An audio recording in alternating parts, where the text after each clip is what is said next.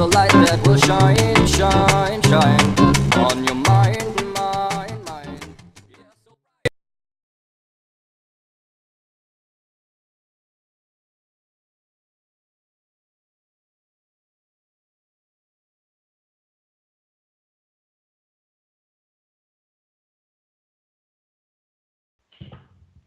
And good day. Hello.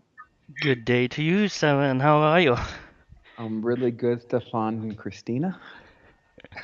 Good to hear. Isn't it a crazy positive energy today? Mhm. Wow, I was noticing for the last week, I almost had pain in my cheeks for the amount of smiling I've been doing. Seriously, one day I was like, is something going on, or did I Y- work out my face or something? Because my cheeks hurt just from the overall smile on my face and grin to, just what's been happening lately. Right, right. It's just like all coming together now, really. Seeing the fruits of our, patience with ourselves and working on ourselves, Yes. and it's great. We always seem to have these funny numbers when we book shows, and even if the universe doesn't like that number, it reschedules for another funny Mhm. number. That's kind of funny. Right. And so, I was just looking, what's the funny number today? And 4 and 12 add up to 7. So there you are.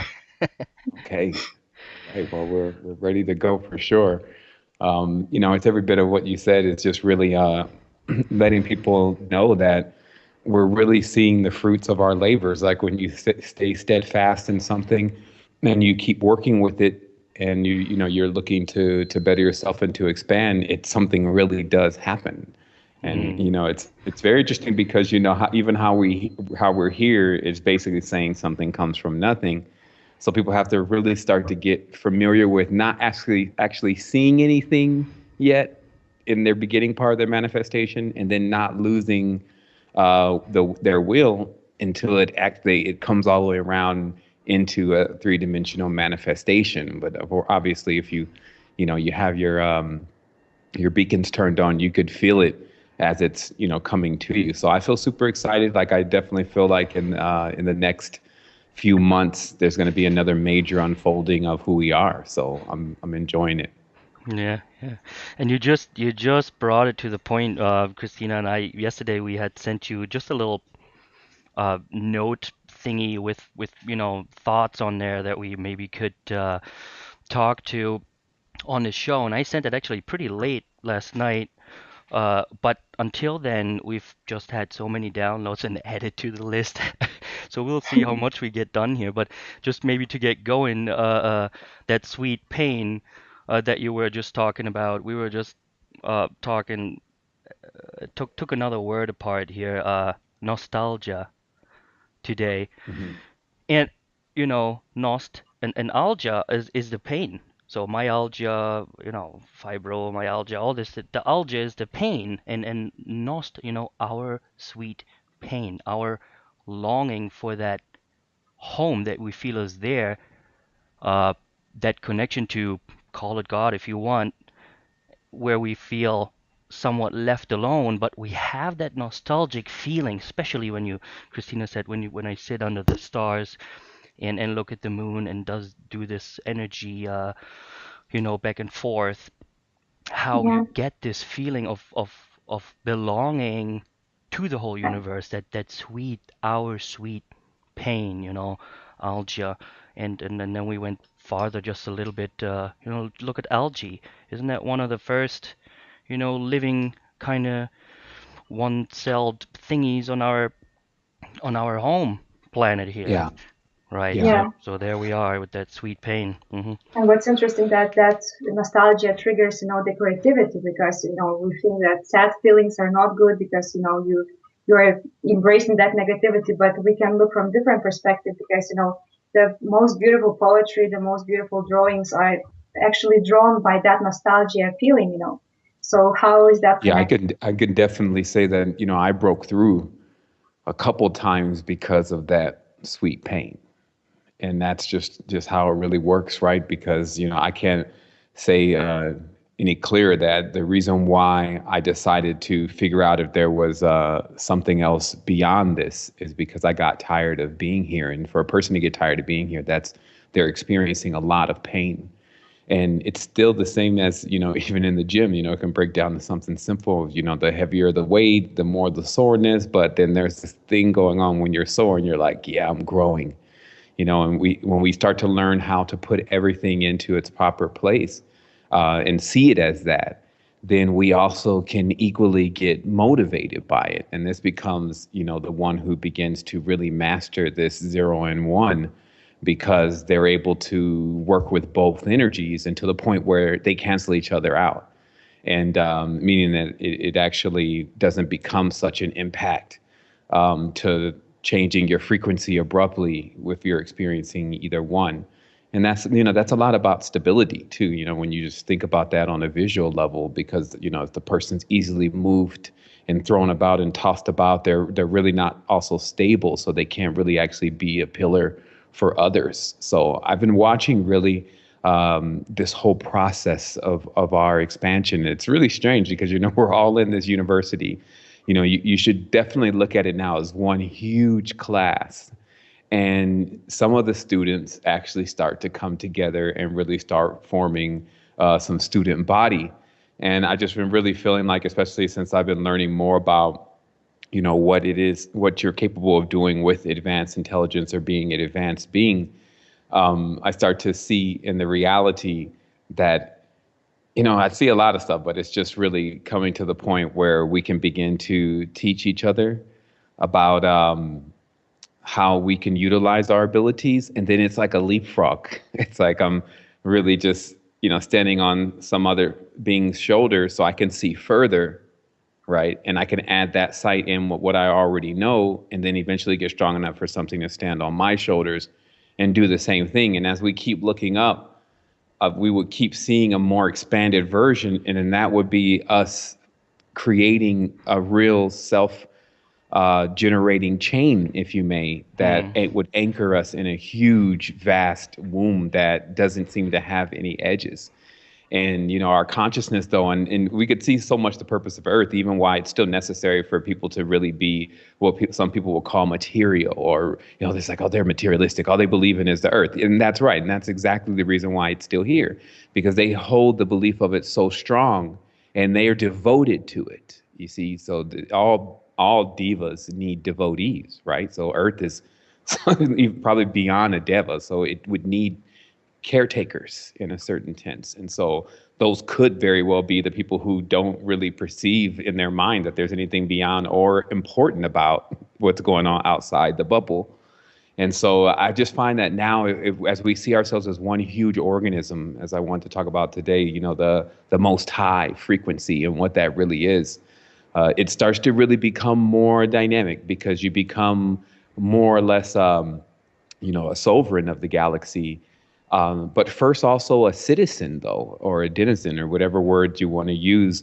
And it's because we do have a common origin right now, and this is Earth. Like we're brothers and sisters of Earth. There's no way we can argue our way out of this, or say, oh, well, that was not my, but the cousin, and they came in from another side of the family. So a lot of people try to disassociate themselves, or not be as connected, right? So we have still that overall program running where people want to disassociate themselves. It's like, no, I'm not a part of that. I'm not, I'm by myself. And this is also what I was saying is the 0 and the 1, because all of us can say that we oscillate between those two from time to time, depending on what you're talking about, right? Like sometimes you really want to be alone, don't really see that it's you and about you and everyone else, and don't even actually know at a certain point that you can't even get to any depth in yourself unless you stop thinking about everything that's trying Right. to steal the energy and attention, right? So, or I Mm. want to say even try to steal it. Let me correct the words here, because everything is giving other things energy and attention, and stuff that we can't even see is doing it more than what's visible. Yeah, I Meaning, don't like that there's when people say, sorry to interrupt, when people say, you stole that from this and that guy's work. You stole that yeah, from that. that guy's work. That was his body, and you're not even mentioning him. That's kind of bogus. Yeah, I think there's going to be some words that we're going to need to throw out of the language altogether because they don't make any sense, right? And I'm sure as you're studying the language more, you'll start seeing that those words always contain certain letters and sequences. And I don't want to go into that, but this is what I had discovered just recently, where there's been that when there's an addition, like in certain systems of knowledge, there was 25 extra degrees added to that knowledge, and when those 25 degrees came in, they were a plagiarization and a rewriting of something else. So what I'm saying is that if you put in a new, like the English language is even written like it's written right now, you put in some new words, you put in a couple new vowels, if it was built initially on having some kind of structure to it, not so much as meaning, everything has meaning, but if it was some kind of structure to it or sequence, that sequence would be thrown off entirely.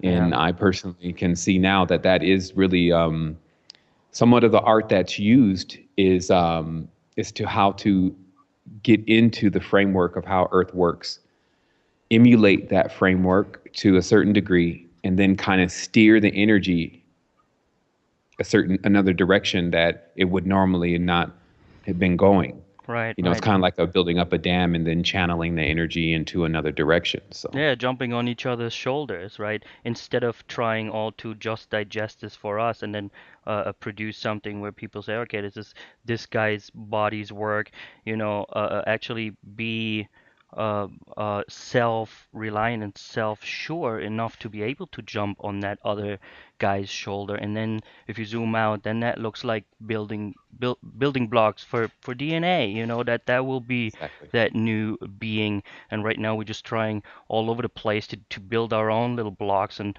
I don't know, wherever we steer our energy, that's where we'll jump on each other's shoulders. But it has to Well, I grow mean, at some point. well, yeah, for sure. I mean, you could see it as, I was looking at something the other day and it kind of made it very clear. It's like, okay, so if you look up at the night sky and you see the gap in the spaces between what we're calling stars, there's no gap there. So in the age that we're working to get to, and so what happens is that you would see people scattered about, each building their own lighthouses, basically, and how that would appear in the physical world, because the physical world is just so far down from where the mission is.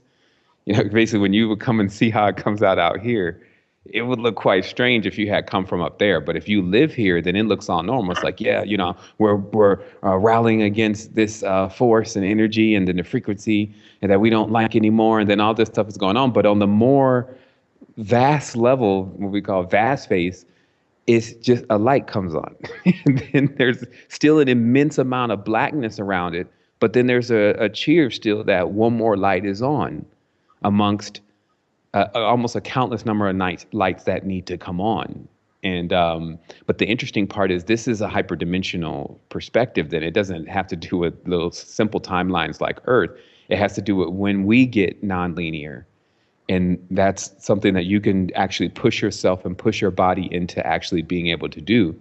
And then you see it all start lining up within you. And we were talking about that on another show, but not only within you, you see the corpus callosum and the frontal lobe have an extreme amount of light going on when your eyes are closed.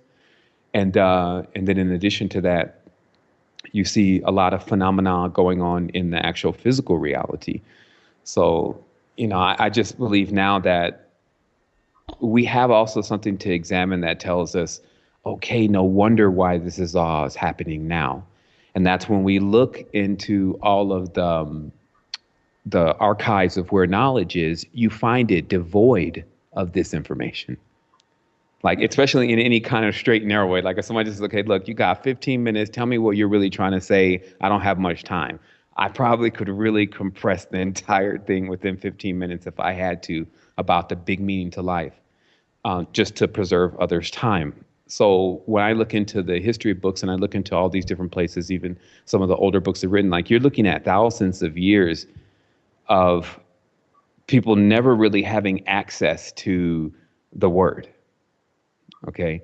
And this is just as clear as it is. The thing about this particular earth that's also somewhat enjoyable is once you do figure out what's really going on here, you're able to take all of the mythological stories and all of the ancestral stories and put them all together like one big wheel that's been broken itself. You see, because I think if a person's culture is broken, it's because the wheel is broken. And if you looked on a spiritual level, well, what is that wheel? It's their history. It's like their entire timeline that connects in a complete ring. And when there's gaps in that timeline, because the person's having amnesia, then this would create, a broken wheel in every tense. And so now I think that this is on a more grander scale, because we always have to do the macro micro perspective of this. If the wheel's like a puzzle, and then the adult or the parent just messes the puzzle up while the child's in there, and then the child is now having to put the puzzle back together. And we see this as, oh, well, I don't see why God would do that, and we go into all this weird stuff. But we just have, if we want to make a real example, let's make a real example of what's happening. We do it to our children. We constantly send them through the loops and send them through the hoops to let them test their mettle, so that when they finally get released from their house, that they will be ready for what is out there. And now that we're so big, because it's like we talk a lot about how grown we are. Like a lot of human beings is, I'm very mature and blah, blah, blah, blah. But you put anything in front of their face that doesn't match phi, and it moves, you'll see a whole different, you won't even really see that person anymore. I mean, they'll just collapse under the disbelief that there's something else out here that is off of the phi base shape of the animals and the human beings and the trees and the plants that they've been looking at. So I would say for sure that, when it comes into getting that maturity, there's a certain level of knowledge that was available here on the planet for that. And I wanted to, I just wanted to take a moment to talk about that just very briefly, because it was a part of my notes, but not something I want to center around today. But I just wanted to bring people to, as I was saying earlier, just some of the knowledge that was going on here on Earth that's already known, that makes it a bit more easier. But these things you can see as metaphors. I wouldn't encourage people seeing these as physical beings, because they're at least that. So the reality is that there was one being in particular that I have been kind of researching and studying and all sorts of stuff for a while, known as Enoch. Because every time there was some crazy stuff going on where something was clearly manipulating the envelope, as I call it, somehow it was connected to the Enoch being. And this was like years and years ago, like 20 years ago. I came across some works as a child, which was the Testament of Solomon, and the Key of Enoch, the original book, which was actually taken out of Ethiopia, and then directly taken to the Queen of England. And so basically, what I'm saying is there was something authentic going on. This was like the real spirituality versus a lot of the watered down stuff that was hanging around. So when I come to see now is, if you understand this stuff as a metaphor, you can get very far. If you start seeing it as beings and people, then you're basically going in the opposite direction. So you'll go somewhere, but it may not lead you to the understanding that you were looking for. But if you understand Enoch's story, Enoch never died. Okay, so let's just take this as a metaphor. There's two beings, Enoch and Ezekiel, in this book, most highly published, highly PR'd book of the universe. And they never die. So the first thing is that if you were just to examine this book alone, just for the idea of not dying, and you just took apart this story, what you would start to realize is what Enoch actually did was Enoch went to what we would call, let's say, heaven or the astral plane or whatever you want to call it, with a physical body. And this is something that people miss right off, that kind of throws them off this deep level of knowledge that's actually present within this metaphor. Because it means that it is actually possible to make it to where, quote unquote, God is, the angels are, and even beyond, more than likely, but right as the being that you actually are. Because I think that When they say a physical body, what they're actually referring to is a being who has memories of themselves on earth. It's like we have to take our consciousness further, because that's what happened when we got dumbed down. Now we interpret everything. Like if I say female, you see the girl because you're a human, so you see your female human. But if I'm talking to lions, they see a female lion. And if I'm talking to ants, they see a female ant. So you see what I'm saying? In our mind, female exists as the woman, not that there are dolphins that are females and they don't look like women per se. So there's basically this massive energy that we should be calling female then, not so much as putting a face and putting curves around it. And then that brings us into a whole nother recess of how things are actually really taking place, like the real back room to all of this, right?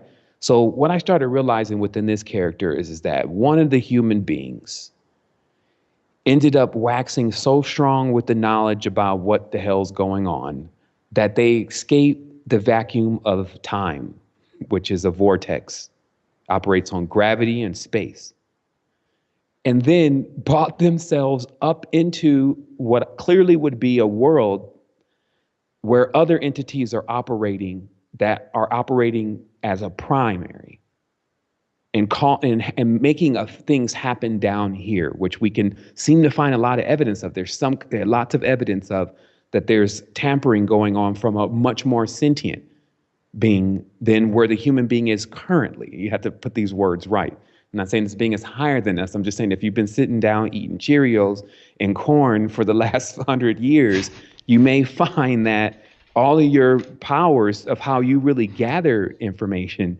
is shut down, right? And we know for a fact that that's happened. But what I wanted to get to here is this. So what was gleaned then in this encounter of this being known as Enoch, and it going through these other areas to where there were other beings with a story? And their story, when I'm starting to clear it up, wasn't so much as that they fell here, because this is the beginning of the lie. It's like, they got kicked out of heaven. Now they can't go back. First of all, there's no space and time for the beings that you're talking about. So if they were going somewhere physically, like getting in a ship and driving off to Orion, that wouldn't even be possible for what you were even talking about. You need to put it in its scope. It's more like that these beings found out something that the major being, who likes to say that there's no other like me, knows, which is our reproduction. It's our secret, right? It's the way to create life. And then decided, you know what, why are we staying around here anyway? Why don't we go create our own thing? But the reason why the parent was like, no one's ever supposed to use this power, never touch this power, etc., is because we see when we create children and we create things and we don't manage them properly, it gets out of control. And this is what we're looking at as a planet. It's like everyone's creating, everyone wants to be ahead, everyone wants to put their idea in, but they don't even see the effects to their ideas and their projections. They just, for a moment, want to do that. And then it's like, after they do it, it's like, okay, man, I guess I really want to do something else. That's not really what a creator does. A creator has to be responsible for the whole creation. But let's say, for instance, that the knowledge of how to create, which is all what's tied around the story, because then these beings find out the knowledge of what? Female. Not the female woman walking around, but the female of the being we know as the energy that actually creates worlds. So that's actually what's going on here. Now this story starts to get rather interesting, because it's almost like the parents are saying, hey, don't ever try to find, the father's saying, you don't ever try to find the womb and how I create that secret. She's my wife. And this is why I was saying in the Egyptian text, notice how, and even in the Catholic and everything, the mother is holding the child basically, or she's holding her son. But as you know, in the Osirian passage, the son is also the husband. That gives a whole new meaning to the word micromanaging. Right, or or menstruation for that matter. Yeah. I mean, all the words take on a whole different connotation when you just get rid of the idea that there's cooties and start realizing based on math, which is mathematics, how we would get into this womb anyway. So then we can see that, okay, so there was a most high being, whatever his name was, father, whatever, fire, whatever. And it had a female, or the female as an energy. And then that female was like, nobody could touch her. So that means nobody could create. So the only beings that were ever created then were the beings that energy created. You see what I mean? So this is how we're actually getting the story. And what I'm telling you, this is how you reverse engineer and extract the story of what's going on. Because then what's the next part of the story? Oh, they saw the woman, and the angels saw the women, and they went with the women and had kids. Okay, so this is, again, a very compressed now, corrupted now revision of what actually happened. What it's saying is somehow these beings found where the feminine component was and started creating their own worlds. And this is now coming in focus to where we're at right now. They started creating the worlds just like anybody else that I know who has a child, and then started realizing, oh my God, nobody warned me about how difficult it is to take care of a child. This is ridiculous. But because of the fertility, like you have like one child, right? The fertility of the beings and the power in their minds was so potent. Remember, it's like all of us there at one time. That once one seed is dropped, it's Pandora's box. Tons of things start manifesting. So this is funny because it's like the child that does something and that the parents told them that they probably shouldn't do. And then they start seeing why they shouldn't do it. And they're like, oh my goodness, it's going crazy. Mom's going to kill us. Dad's going to kill us. Right? So then what happens is that they create these several worlds. And these are the beings that people are calling archons. They continuously create these worlds, continuously enveloping all the beings that are born there in this whole spiral, right? And this spiral is known as Sophia. Okay? So now when we're looking at the story, this is something that the last part that I want people to extract here. And it's that if you really, really pay attention, what you'll notice is that when people keep saying, well, it has to be a day that we all get out of here or we all go into our power and who we really are. If you really understand what you're saying, that means that you would need to get to a point, and everyone would have to get to a point, actually, not just you, but everything that you're connected to, everything that you're seeing will have to get to a point where it comes together again. So what part of this together is going to exclude this being they call Lucifer, this being they call Baphomet, this woman they call Madonna, this creature known as Belphegor? Like what? You see where I'm getting at here? This is why it's so difficult in high levels of consciousness, because you start to come into some real fat ass realizations that the most high frequency is actually everything all together. And there's no addendum behind what everything is, like excluding blah, blah, blah, blah, blah, excluding blah, blah, blah, blah, blah, and this person because they did this, and this being because they did that, and this because, and then they caused a galactic war, and then the planets came out in line, and blah, blah. It doesn't say all of that. It says you guys will never get on your high frequency again until you come all together. Now, this is why I was saying it's very important to not put faces and characters behind these metaphors. Just like I was saying a long time ago, it wasn't even a great idea to externalize them. Like should keep them inside. So that way they are exclaiming their greatness, but somehow from inside of you. You see how this thing is talking in your mind, says, well, I'm the greatest one. But you should be probably talking outside of me if you're the greatest one. But since you're inside of me, that means I've already consumed you. So that's already saying who would be greater if we're going to start playing that game. You see what I mean? This is how one wins the battle in their mind. It's like you start coming back on the throne of your own consciousness by accepting certain things that tend to break the complete mold of how what the reality is structured. And then you start to really master the zero and the one. Because in this world, you have both of those forces. And what I was saying is that yesterday, or when I ever had the interview just recently, was that you had a negative intelligent and a negative ignorant. Yeah, that was on the And 10th. That was the IO right there. exactly. And this was because now we have to find this floating point. It's like our grace. If you're God, you have grace then. If you're a supreme being, you have grace. So you have to have this compassion that becomes the bridge to allowing you to cross over a thought that you may not be able to accept. So that way you can see what's on the other side. Because if you don't do that, as I explained to some on the show, it's like having a tarot. The tarot is, or the I Ching, either one is a sequence of how life works as a wheel. So it would be like, since the cards are 1, 2, 3, 4, 5, 6, you don't understand that how 2 comes about because of something that 1 did. 3 comes about because of something that 2 did. 4 comes about because of something that 3 did. Ad infinitum. It has to bridge. Or else what you do is you leave this gap. And this same gap is what they often talk about within a lot of things, that there's this gap and everything takes place in the gap. There's this 0 point. Everything takes place in the 0 point. The next stage is you have to actually bring it in. You have to close the gap. And so what I found now is that because there's no one to go and bow down to. There's nothing to go and worship. There's nothing to go and call upon.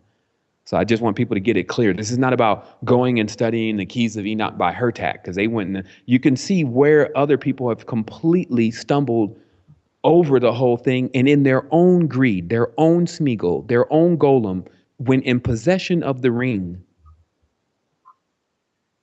attempted to make it their precious and didn't want to give it to anyone else. Because listen to what I'm saying. Even if you have to put the colors back into sequence so we figure out what's going on in the prism, if the book came out of Ethiopia and they learned from that book who were the higher angels that were stationed as the watchmen over this particular celestial sphere, like this is a company, managing Earth like a company, these beings are. So where did all this knowledge coming from is what I'm saying. Like, and we're all seeing it's coming from Kemet. It's not coming from Egypt. Egypt wasn't even a word. But it's simply because all the color spectrum is even out of place. You got people that, like I said, Yamaya is now got this, looks like the long-haired Starbucks or the Statue of Liberty. It's like, if you even take cultures and you move them around and you dispose them, you can confuse the entire program. Everyone has their power and their story, but by all means, let a person live their story. And so what I dug up in some of the files from JSTOR, as I was explaining, is you have to remember that when any kind of conqueror comes through, it was a custom back then, and as it is now, to, instead of getting rid of everything that the person had, you would actually take it as yours. And the main thing is the seals, the signet rings, and the symbols, and the ancestors. Okay? So think about it. Just talk on a logical level here. If you go and, let's say, go into someone's house, you break into someone's house. They have all these diamonds and all these jewels and all this royalty and all this thousands of years of whatever, right? Are you going to just throw that stuff away? Or are you going to, and I'm just saying, a person, remember, if we're talking about people who rob and steal and take cultures, this is their mind state. As I say, if you're 0 and 1, you can jump into any mind state and look right in there and say, they don't throw all that stuff away. They say, oh, well, no, we're going to use this Queen Hatshepsut. We're going to use her signet ring, which is a concave pentagram. We're going to take it and we're just going to make it straight lines because there's no straight lines in nature and we're not with the matriarch. Now everyone will think that the pentagram is ours, and then instead of it being Mer and Merovingian and the mermaids, it's going to be Merovingians and the Maltians, and then that's going to be the new signet. And then what we're going to do is we're going to take this signet, and because everyone knows this belongs to the queen, we're going to go and use it everywhere, and people are going to think that we're with the queen, and we're really not. That's the kind of stuff you have going on in this world. And on top of that, this is what I've been subject to while doing this for 7 years. This great white brotherhood, who is still trying to play the prism game and the race game, has been single-handedly attacking and re-engineering the entire culture of everyone. And this is the thing where we have to preserve our origins, or we get re-engineered. See, this is not about who's better, who did the best. Cut it out. This is about, if we lose our history, then we can get re-engineered. Any mechanical organism moving on a 0 and a 1 can suffer re-engineering if it doesn't have its origin program. So this is also what I was saying in the other show. This is what's up to stake here. Why, we may sit back with the leisure of thinking that we have time to figure this all out. Actually, you already knew what it really was anyway when you started really reading it and looking at it. It all depends on you now. And this is the strangest thing. And many people know exactly who I'm talking about, and I'm talking to you. It's up to you now. And what makes it so strange is you would think, because that there's 8 billion people in the world, surely it's somebody else beside you. But that's just not the case. Do you know how many people lay on their beds all day? Remember, the ancestors are asleep inside of you. That's how you contain an ancestor. You think you're going to contain a multi-hyperdimensional powerhouse? How would you contain something like that from even talking to his children? When you really understand how the whole thing works, they're contained inside of us. If we don't know who they are, and we can't see, because what time is as memory is a wheel, okay? And the wheel is continuously spiraling, and each of those spirals are creating different points in time. So somewhere way down on the spiral, very close to its origin point, is your ancestral powers. To pump enough juice down that coil to spin it all the way down there to the point that you get to that ring, to start lighting it up again, lighting those chains up, right? Then you need some juice. And so what happens in the physical world now is that the knowledge about what gives you juice is like, nobody wants to tell you. Nobody wants to tell you about free energy for the body. And it wasn't like I won't even say but we don't have it. We have it here. The plants, for instance, many of the plants, especially when taken through synthesis, become full crystallized light. And people love to say, well, I'm a light being. Well, light being, when's the last time you actually took in the essence of light? And I'm not talking about like a vampire. That even sounds crazy. People taking in the essence of light. What are you talking about? Well, are you taking in a cheeseburger, or are you taking in a green plant is what I'm talking about. Because we all are now in some form of consumption here. We're all even breathing in air, right? So let's get rid of the whole who's the bad one, who's the good one. A 0 and a 1 is either going to be bad and good, or neither good nor bad. So when you jump into that position, which you are, you're a male, female, primarily 1 though. And when you bring them back to the center, you're able to say, well, what am I really consuming here? Because I am what I eat. When I eat the prana, I live in the pranayama. So if I eat the animal form, I will remain in the animal's mind state, in that animal's hive, because we will share together. We will come in communion together. I will eat his body, and he will eat mine. Because, of course, the bacteria of that same organism is now alive, still carrying their memory of that organism, and now it begins to eat from you. So this is why many people who were like just really starting to look at themselves and say, look, I don't care what every other being is doing. I at least need to get up to a higher level to see how this thing looks from there, would go in and really start to attack their body first and say, okay, let me just, get rid of some of this stuff that's actually holding me back. And the first one that's easy to do, and I'm just telling you simple tips and tricks. They always give you YouTube tutorials about different things, tips and tricks.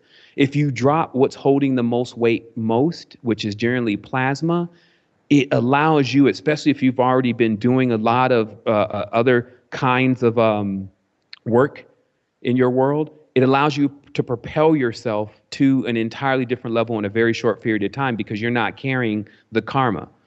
But then if you think that it actually depends on the meat and you need it as a protein, and I'm not pitching this as, hey, everyone become a vegetarian. I'm just talking to the riders of the light, the keepers of the keys. It's really complete protein. It was discovered that, people who are especially O positive, O negative, the O blood types, many of the RH blood types, etc., need something that's inside the plasma, something that's inside the meat, or else they just, they have anemic problems, the iron goes down, they can't get full, they start losing weight, okay? What it is, that same element that's actually missing is in egg whites. And I found that egg whites, which is just simple boiled eggs, pull out the yolk. The yolk is the baby. You have to discard that. But the actual what's around the egg is what the egg eats. It's 100, or the baby eats. It's 100% assimilable for the body. So just giving you again some more tips here. Also, you have to, for those who don't have that meat problem but still can't maintain weight, I'm up to 190 pounds now solid because of the complete protein. So I'm just making a segment here in the conversation really briefly to give people just the tools on how to begin doing this. Drop the weight and then get into the complete protein so you don't have the problems, because if you don't do complete protein and you don't do the egg whites, especially the person that needs to eat meat, you're going to have problems, especially if you're over 28, 29, 30. People who are before then, they can quit anything and readjust anything and change anything because the body hasn't really started molding itself into a pattern except for what's being suggested to it by others. After 30, 35, you'll find that if a person's been eating meat for that period of time and then they stop all of a sudden, they have this huge withdrawal, and it's because there's a protein deficiency. And then there's also a meat protein deficiency, even though they'll tell you that most of these proteins are the same, which of course they're not. So that's all I'm going to talk about in regards to that. I'm going to go ahead and get into what primarily was especially sent to me by you today about what you wanted to talk about. I just wanted to explain that brief segment about how to take these, the big boys in a certain sense to the spiritual systems and see them as metaphors. See someone walk right in the supreme being with the physical body in a certain tense, meaning all their memories from earth. And then even, because the story continues, these so-called controllers were doing such a bad job that they still weren't even at the level of a being that actually was already here and could be. And ask that being. That's why they say that angels ask Enoch, hey, do you think that you could put in a good word for us with God? So let's re-engineer what's being said. Hey, do you think you can teach us how to get back to the most high frequency? Enoch responds, well, maybe you should first teach me what you know, and then I'll go from there. And thus the arts were born. And that's what it says. Then we had the dance, we had the music, we had the language, which all came from them. You see what I mean? And then they say there was then only two people, and I just wanted to finish this story. There was only two people because this story is then embedded within Masonry. See, the reason why Masonry is always nefarious is because they are containing the knowledge that the Father being, let's say, for instance, doesn't want everyone to have. So however you can take that, like some people say, well, we need it because we need to get to the next level. And some people say, well, we don't need it because it's destroying our world. So you have to decide. But think about, just understand what I'm saying. This is why it's so nefarious, is because the knowledge of the ineffable word, which is something that's a condition of the person that has to be achieved first, this is called intoning. And then it takes the person into another stage to where they become a citizen of the galaxy, not under the dominion of the king. Then the rites were rewritten and put everyone in modern Freemasonry back under the dominion of the king or the monarchy. And that's what it means to be ancient and accepted. There's a couple other gentlemen that have done a lot of work on this, but I just extracted the key points because it's important for people to understand the history of what's happening on the planet, right? So just the conclusion of the matter is that when this knowledge in particular was hidden, they say the king hid it. Because later on, Enoch actually becomes Enki. Enki becomes Cain. Cain becomes the king. The Cohen, which are all synonymous. We talked about this before. He's the priest king. Okay. He hides the knowledge underneath 9 vaults. And I believe what this means is inside of you, you have to penetrate 9 levels of yourself. Let's not use any number here, but this is what it means. 9 levels of yourself to reach the ineffable name, which only you can pronounce. Okay. And then there was only, they say, 2 people then that actually achieved this, that actually went into the vault. They always talk about the story on an external level to keep people from realizing this is all what's going on inside of you. But they say the only 2 people ever found this vault that was buried below the temple, and then breached the vault, saw the tetragrammaton written on the delta, and pronounced the word, and then went into their next stage, right? So then they're continuously lying. The word is intoned. It cannot be actually pronounced externally because it doesn't mean anything externally. It only means something internally. Once the words are actually pronounced, the person actually rings their entire timeline. That activates them. Then they become basically a citizen of the immediate galaxy. I'm sure you can go further, but it also means that nothing has dominion over you. So just simply means that if you get yourself together, get your frequencies together, start really working on yourself, you move yourself out of the animal zodiacal system, which is a program in itself. Actually, the program of Zodok, the priest. You move yourself out of the animal zodiacs, and then you go into what it is really to be what we are as human beings, which is surely, again, very expanded. So the last part of the story is that it's okay. It's a quite expanded story, but I'm compressing it here because there's one more part here. Maybe we'll just talk about something else for a moment until I can grasp it completely Yeah, again. Sure. Yeah, I would love to talk about maybe just we're talking here about two forces that combine our reality of this division, like female and male, But we also have the another part of the rainbow, many colors of the rainbow. So maybe we can just touch some maybe topics about the maybe homosexuality, but bisexuality, how this is seen from energetical soul experience point of view, and what it signifies in nature. Are there more genders than we wherefore there are? So what do you think about that? It's the spectrum that when you are polarized, like if you stay on white or black, which is the other colors we talk about in the prism, then the person will remain primarily one sex. But you'll see it even now that there are males that that are not necessarily homosexual, but also have a very activated feminine side. And I'm one of them. So I think that what happens is that everything has a certain balance to it.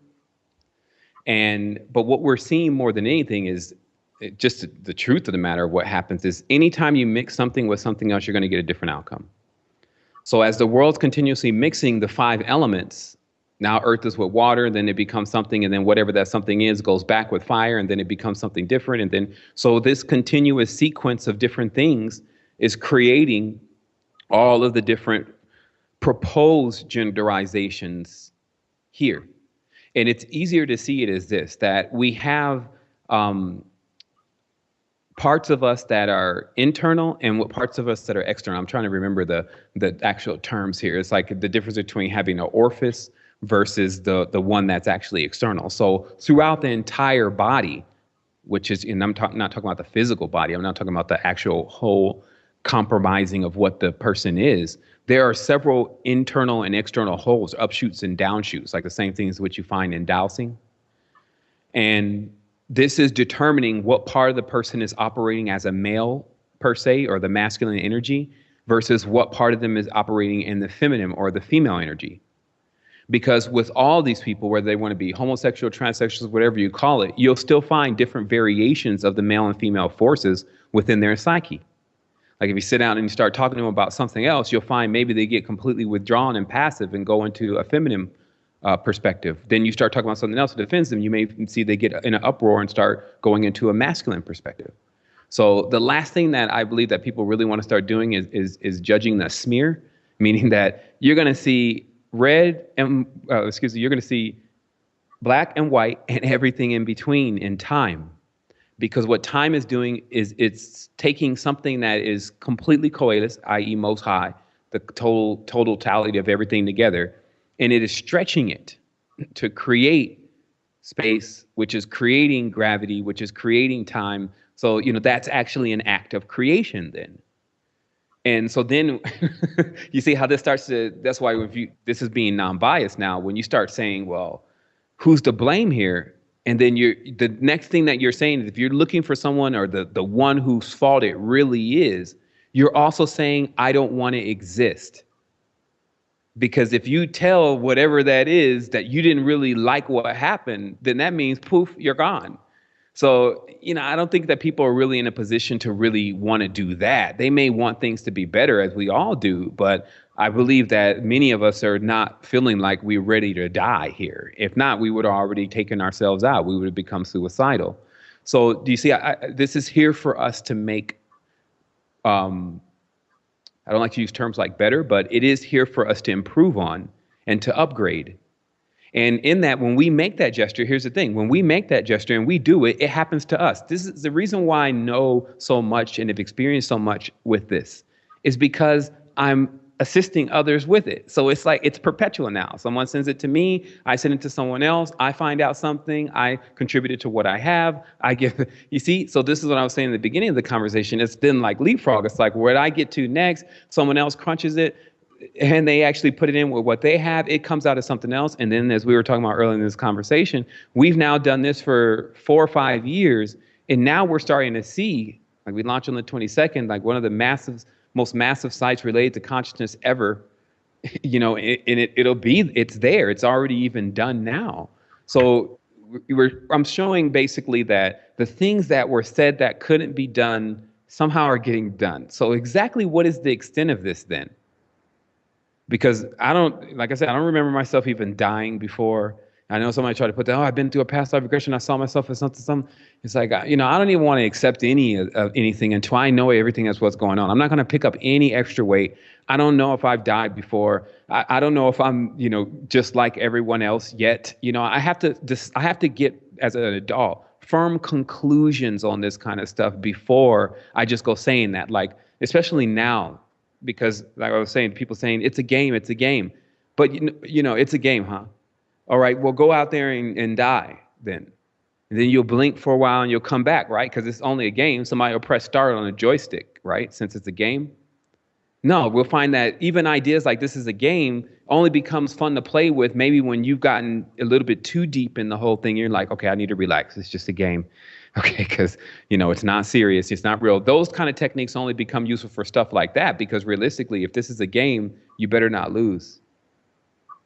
And if you think it's a game, that means you think you're a joke, and you think you're not real, and you think that you're an illusion. And so that means that then this whole idea of MK Ultra and that it could really affect the mind has truly worked then, because that would be how it would work on the consciousness.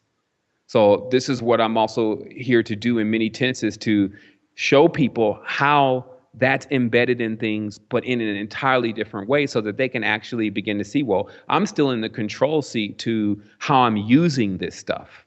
Because even I'll crash right into an entire book on programming and, you know, the whole MK Ultra documents and books and stuff, and then completely figure out the entire structure and then completely deprogram an individual. So what I'm saying is that all of this stuff becomes the same, the poison becomes the cure. That's what's also very easy for us to see in this reality and understand, that the same thing that we may think is what's holding everything back could possibly be speeding everything up.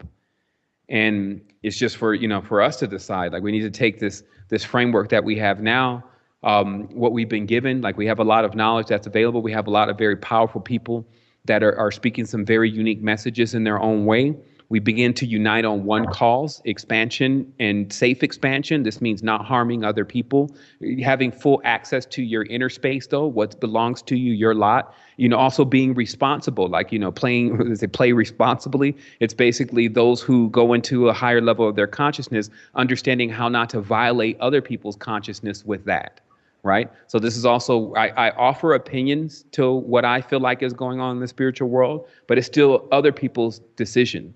Also, I don't suggest individuals go worship anything, bow down to anything beyond themselves, because all is self. And, you know, so we've turned over the tables in many tenses to a lot of the knowledge that we've had thus far. I'm sure no one's going to be mad about it, because we're now able to take, you know, what we've really found is not true, and then come up with something that is, right? Like, we now, looking back through all the words, the way that they were defined before, we're finding that this is not what they really mean. So we go in and we find out what the word really means. And then now we've recreated the word or the world for ourselves now. So I think, you know, when I start looking at it, man, it's almost like a really tricky way to not take hands completely off of something, your creation, but also allow your creation to do all what is necessary to actually grow. So remember what we were talking about before, because what the parents already knew was exactly how to raise children.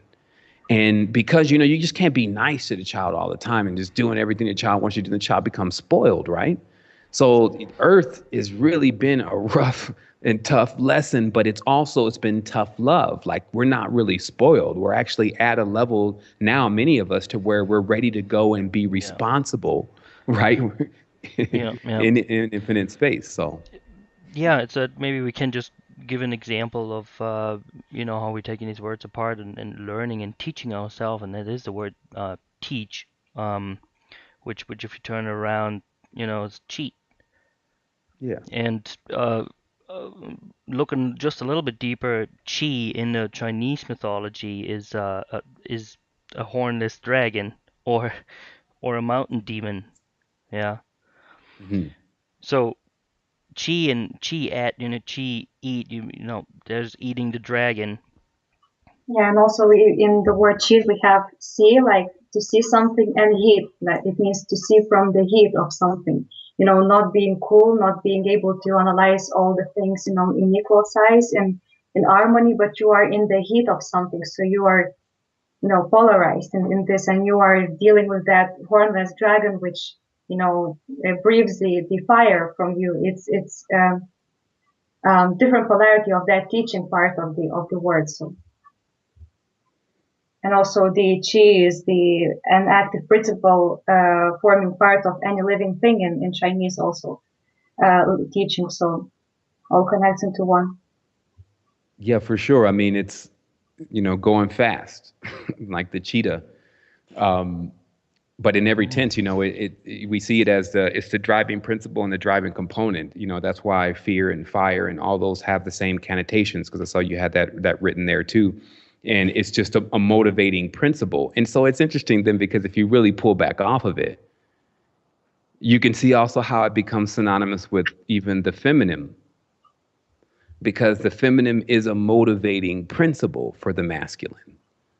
You see what I mean? And then each of these forces, we're like babies in looking at. Every time we think about how far that may extend, we shut down like, oh, no, he's not talking about that. No, then you're thinking that. I'm not thinking that. In the mind has these boundaries. And this is the same. It's just like a child. The child doesn't actually understand how it completely works yet. So it's actually denying how it works. And then this is also what allows the child to grow, is because there is more going on than the child thinks. Like, there is actually more going on than we think. We should hope so, because that means that there's something more to learn. And when I put myself into that perspective, this is how I was able to, again, get out of the box, get out of the womb in a certain tense, get out of the zero, right? And to tell you the truth, not get into the one either. And to stand at that gate of a zero and a one, rather than accepting the identity or the polarization of either. Now, the other thing is that this is not something that I can do all the time, I'll tell you. But this is something that when I have done it, and I've been, especially in the meditation, then it's very easy for me to take off into a higher state of my consciousness. But this doesn't mean I'm flying off through the cosmos and all of a sudden I'm seeing Orion and I'm seeing, this doesn't mean that. It means that my concepts and my imagination go so massive, because that's my universe that I have to build. And that's what we should see. If you still see darkness when you close your eyes, it's because you haven't started building yet. And then if we open our eyes and then we spend all of our time building in one's world, right? Because that's what this world is. This is would be one's world. So if we spend all our time building in one's world, because one is the one doing the building, is what I'm trying to explain to people. And that's why I was trying to. That's why I said on the last show or on the previous show, whatever, that the masculine principle, what you would even say is a Yaldabaoth, what you would even say is the king, is actually, that's the masculine, that's the one. And the one is going to always attempt to get a piece of the pie, because that's all it can do. And this is what the papacy is, and the pope is, and the poetry and all the P's. It can only get a piece of the pie in the pyramid. Every time they ask for something with their words, they can't get the whole thing. That's why they have words. You see, it's like, give me some cheese. You didn't ask for the whole thing because you can't. There's no word that means the whole thing. That's Yeah. why, and this is would connect what I was saying earlier about what the ineffable word really is. It's not a word. It's a way of being. And when you're like that, and somebody asked me to highlight that just a little bit on at least one of the future shows, that we need to do a whole nother show about it. But It's about how I was able to reverse my karma, because I didn't start off as being this individual that knew all of this knowledge and had it all going on for themselves. I was headlong in the same karma bearing stuff that everyone else is in, but I reversed things by taking on the aspect of giving. For me personally, I just gave it all away. I saw it as my weight. Once I woke up, which I had the ability to do first, and which was great, because I don't think I would have been able to do it without that. Meaning, if I'm not telling you go and give all your stuff away, what I'm saying is wake up. When you feel the energy of when you wake up and it's vivid, it actually results to you dropping a lot of the weight. And it just so happens that most of the stuff around you, as we know, it builds up like barnacles on your ship. And then you end up not being able to go anywhere because it's all got you all hedged in. So then when I was able to disperse all of what I had, then I was really light. And then that light allowed me to easily fly. I left the country. I got out of the vortex also, because all cities, or powers, as they call them in the Hindu tradition, the cities are the deities themselves. There was one night, and here's another sidebar. There was one night on this 2 weeks of hyper awakening that I went through, where I was walking through the streets about 2 a.m. And I saw two of the golf kind of people, the real practicers, standing on the bottom of this building, angling their camera and getting everything together. So I was so activated, I already knew that I had to go and have this communication with them. So when I walked right up on them, they were even like, nobody basically walks up on us. We're like the outcasts. Nobody, when they see us, they go the other way. So I walked up right on them and I said, "What are you doing?" And then they said, "What do you mean?" I said, "You're taking a picture. Why are you taking a picture of AT&T?"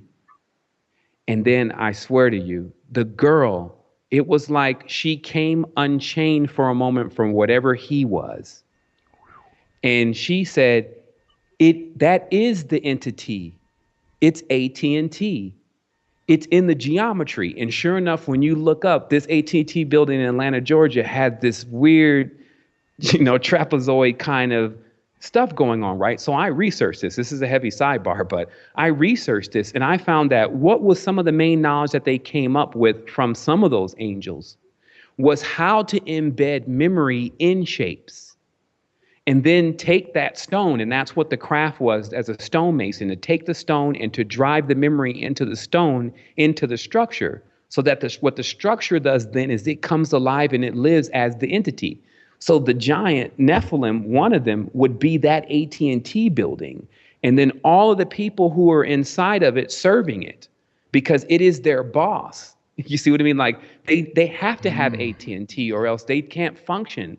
And that's why they build it with glass, huh? So man, they get only more and more proficient. That's what the craft is to keep perfecting the craft, keep perfecting the craft. What is it? What is the craft? The craft is to make some of the angels. See, I'm not saying all of them, because the knowledge was saying that they were paired, that there was an agreeable and there was a disagreeable, and that Solomon basically was cutting them in half like they were gems.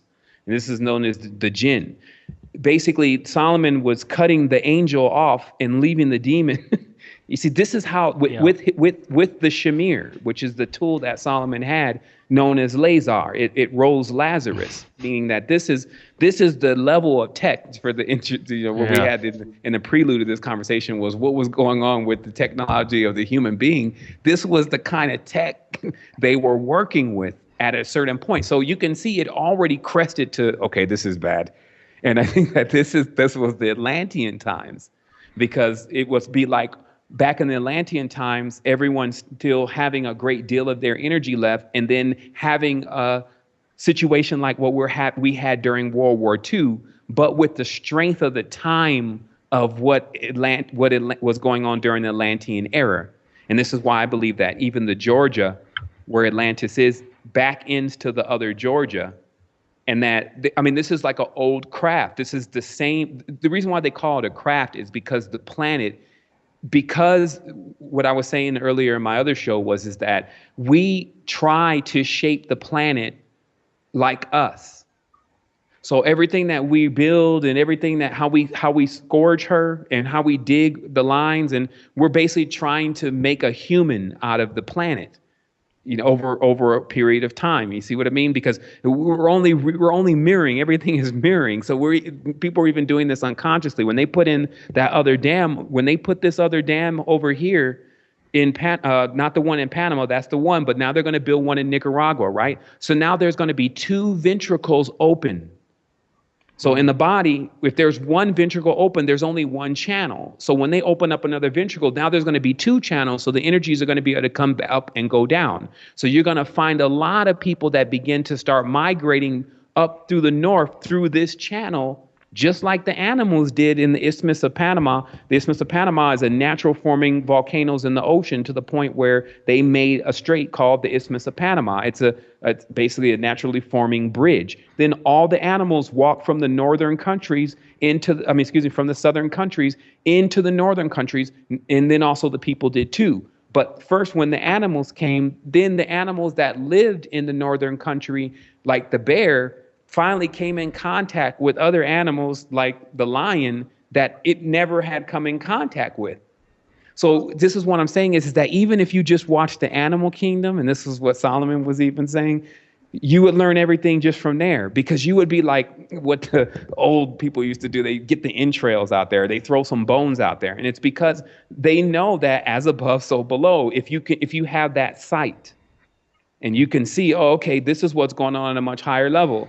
Orion is now invading the Pleiades. You see what I mean? And that's now, if you're studying like the scenes and you're just watching all stars, right? Versus someone in the bush may be like, this pile of Polyrhacus is going over here and attacking these wood ants. That means that it's time for us to get the village out of here. Someone's coming. You see what I mean? It's like, well, grandfather, how do you know? And then it's like, son, when you finally get to my age, and this is what you want to do, I'll show you. So this again is the bridge, right? And that's what's actually missing from our cultures. We don't have these old people that we can go to that know about their ancestors, and they say, okay, when you're ready. See, because Earth is like a party house, though. From like I was saying before, from 13 to 26, 14 to 26. How much really counts personally against you as a being is still very slim, because you're not in the age of knowing. You don't actually have gnosis yet. But once you get gnosis, that's why they say it's better off for you not to have gnosis at all than to have it and then to go against it. Because once you get gnosis, now you can begin to interpret, you can make more adult moves. And that's all this is about. It's just about you, just like what you did when you left the house. Everything is still the same. You left the house because you got tired of the rules in most cases for people. It's like, I don't want to keep coming home at this point. Actually, it's not even so much as that. I just want to be out on my own, right? So that same kind of action is what happens to us next on a spiritual level, if you want to use that term, that we say, okay, you know what? I don't need my crown chakra to be managed anymore. Like I'm really ready to go into projection. Okay, well, show us from your root chakra, show us from the netherworld all the way up. What have you done? So this is when you take your own self to trial. Okay, it's like you're going to galactic court. Like I can stand in front of no man, like stand in front of no woman. Like, but I will have my day in court, because how long have you been here? Have you been here 26 years for a person 26 years old? Or let's say for a person 35-year old, have you been here 35 years? Or have you been here 13,133 days?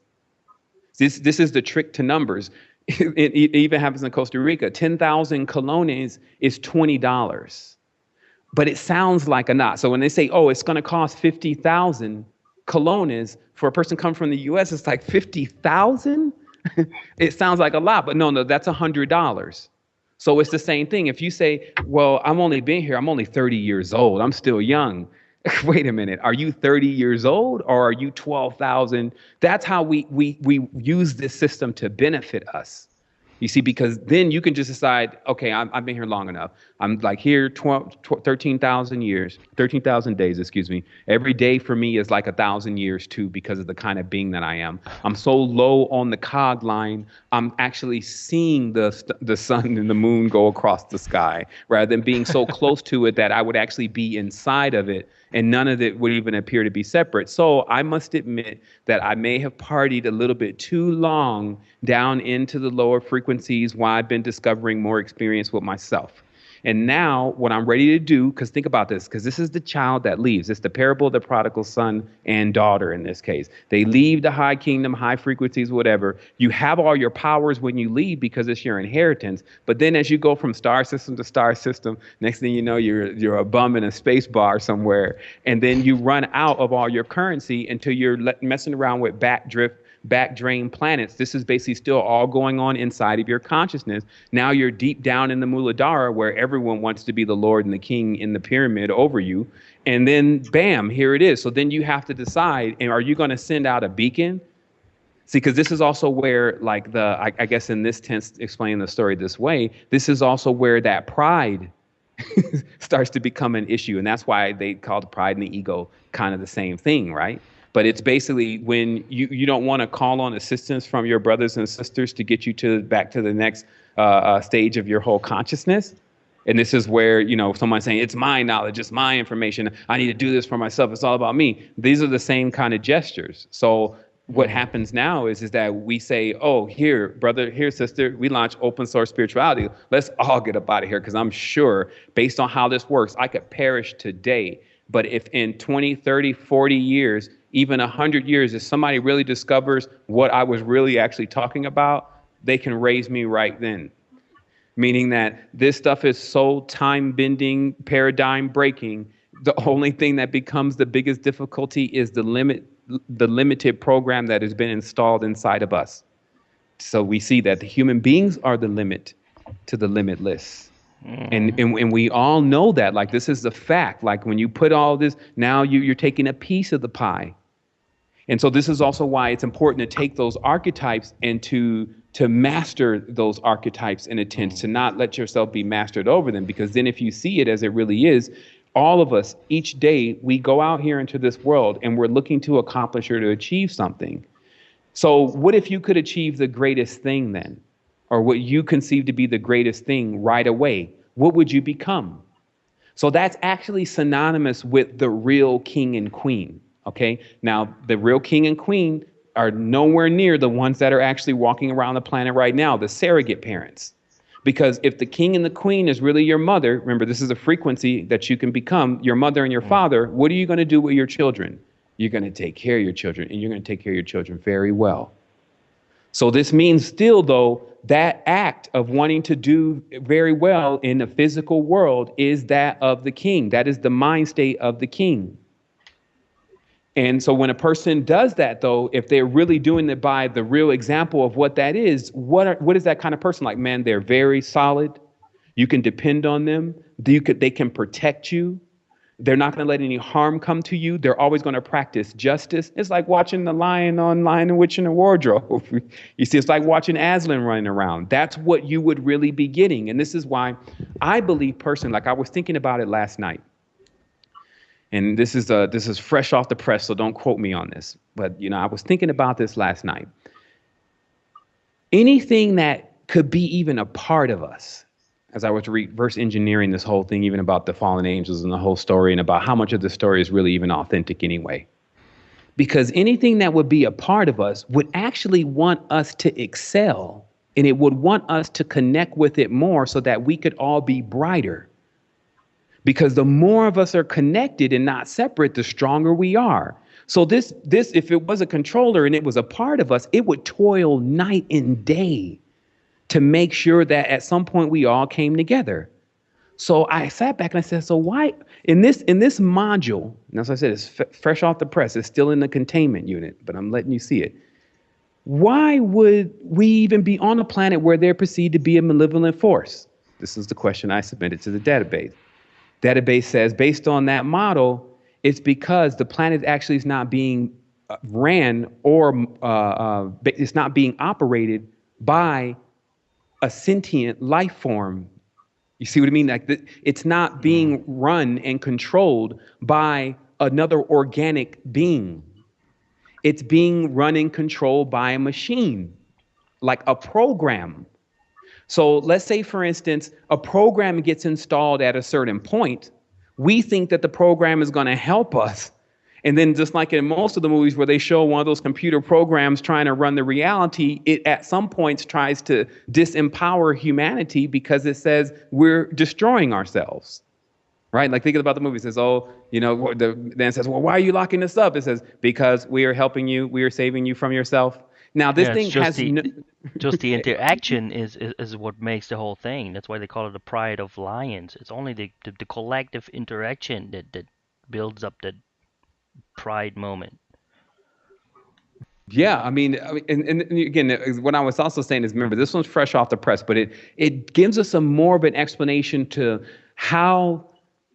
See, if you are, what I'm trying to get people to understand here is if there are parents here and they already understand what we're going to need to go through to become the best that we can be, they wouldn't even need to manage it themselves. They will put in like an I Ching, like a program that doesn't feel, it's not human. It's not, you see what I mean? Like we already have them in our world today. It doesn't need to think about whether it wants to do what it's doing. It just goes for its outcome. So even if the parents, let's say for instance, and again, I'm sure it's at least running on one world because it would work.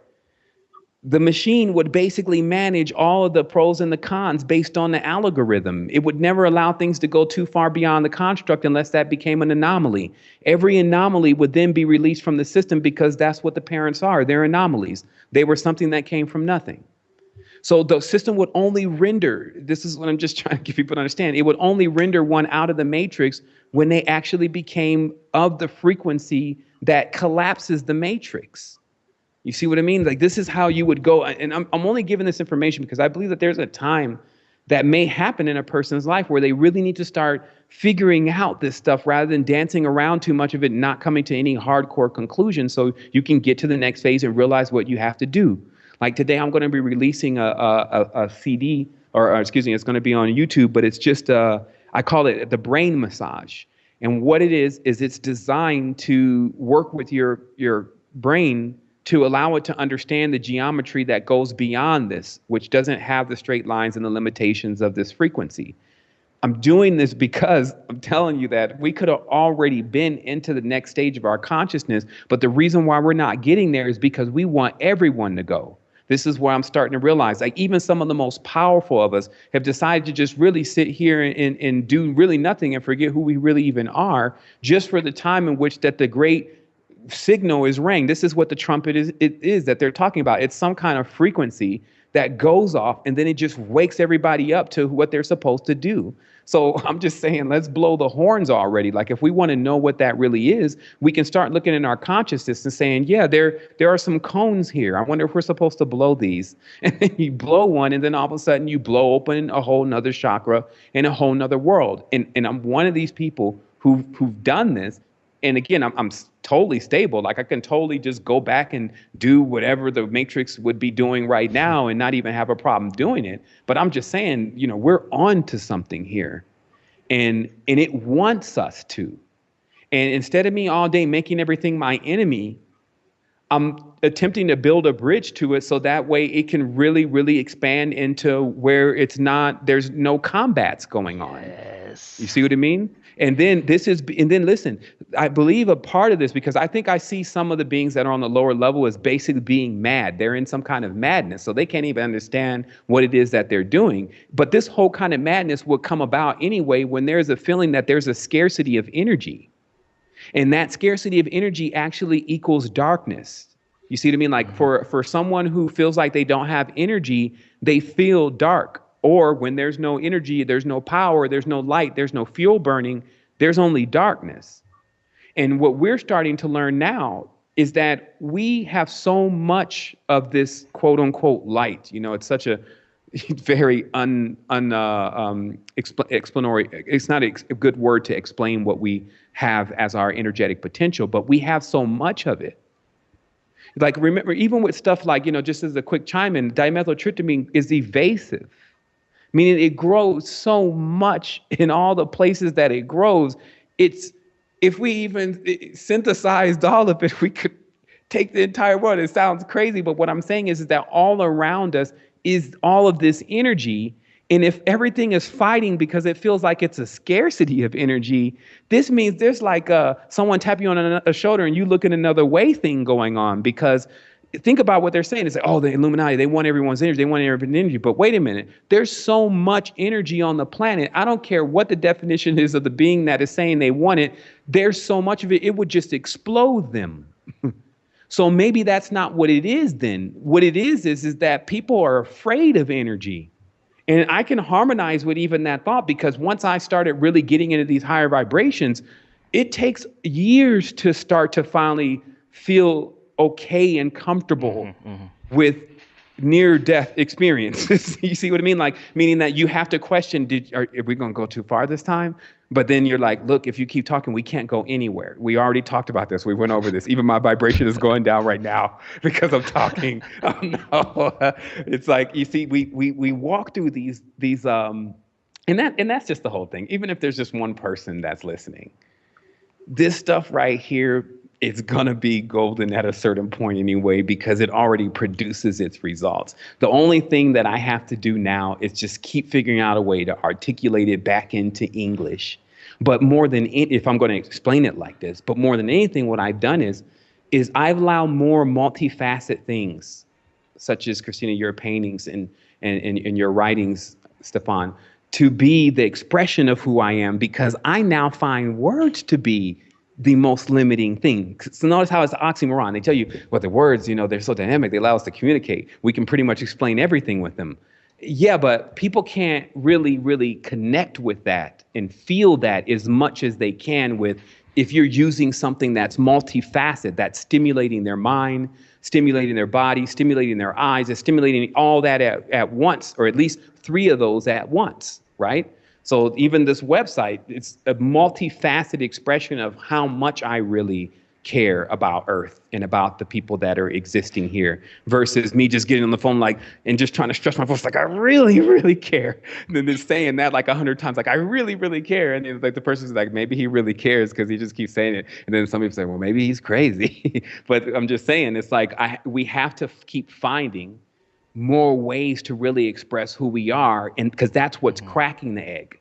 But in the meantime, I do want to say, though, it does appear like our egg is a little open and something is already, in a certain sense, tampering with a baby more than anything. Yeah. You know what I mean? Like where the reality is right now, it's like it's still really in its needing to grow phase. So I feel like there's some much more advanced beings here that know a lot more about things and that are not, so forthcoming and explaining that knowledge for whatever reason. And, and at times, in most cases, all of the actions that we see taking place in the world is because of something that's going on with them. And then the interesting part is that we even have another being, another part of us that can elect. And that's what I was saying, in our dreams and in our own consciousness and our imagination, to build a world that doesn't even exist with them. And then fly into that world the moment that we close our eyes and go to sleep or go into a meditation once we get ourselves tuned in properly.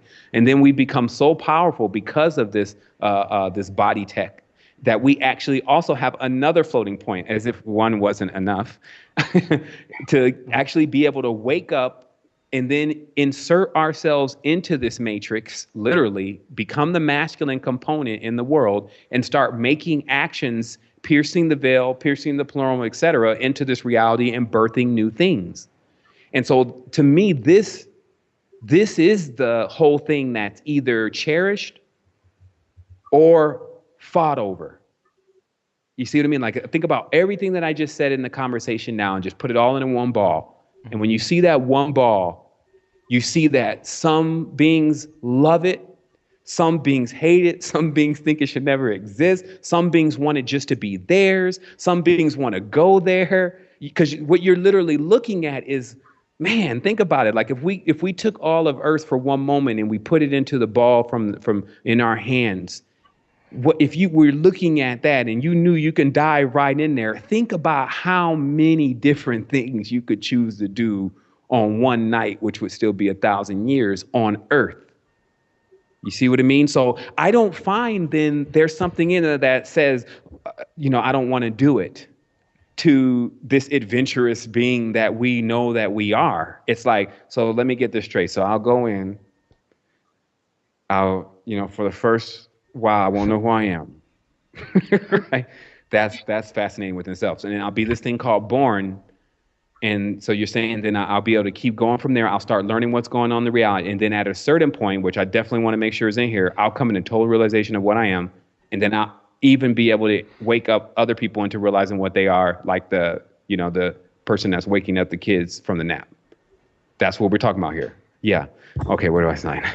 I'm going to give it I'll put my, 90-dimensional signature on this one and teleport myself there right away, because it wouldn't seem all crazy from that perspective from an adventure. Like, you got people that I saw this one guy, they were diving into these holes in the middle of the Caribbean that don't even have oxygen in them, that when something falls down there, it's there for like thousands of years, right? That's a thrill seeker. Like, the walls are collapsing, the dirt is everywhere, you can't see, you got an oxygen tank. That's an adventure. When I access that person who is me, then I start seeing our ilk. I start to see what we're really made out of. And that's why they say the secret to even the Kabbalah is to see everyone as yourself. And they say that's the golden rule, to love everyone as you love yourself. But it's often misinterpreted. It's misinterpreted because people believe that it's actually an emotional action. No, it's a mode of thought. And in that mode of thought, you then realize that that is indeed you, and you're actually able to access that wavelength, that entire wavelength. And through that, you can control anything. That's the secret to the Kabbalah. So taking that into more constructive use, right? Constructive being something that actually can assist us. Then we see that when we look at others, even on the TV, and when we look at others do things, you say, look at me. Look at me. I'm just going off with the dance right now. Now, this is crazy, though, because now what I've done is I've split myself up so much I can't even really dance anymore. So I've got my dance over in Shakira, and I got my muscles over in Schwarzenegger, and then I got my mind over there in Montauk, and I got so I've done the God to myself. I've divided myself. And then that's how the being wanders about. Now, if you think about this, it all makes perfect sense now. So then now the being's wandering about at only a fraction of itself, but enjoying itself because it's experiencing other parts of itself that are actually somehow not connected. They don't feel connected. And so, again, the module itself is brilliant. It's more like a training module. This is why I was able to, again, breach into hypersentience. And this is cheating.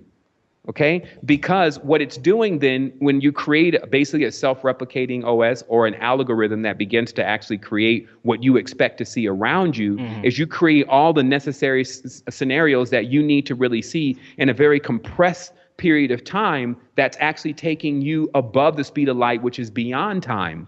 That's, that's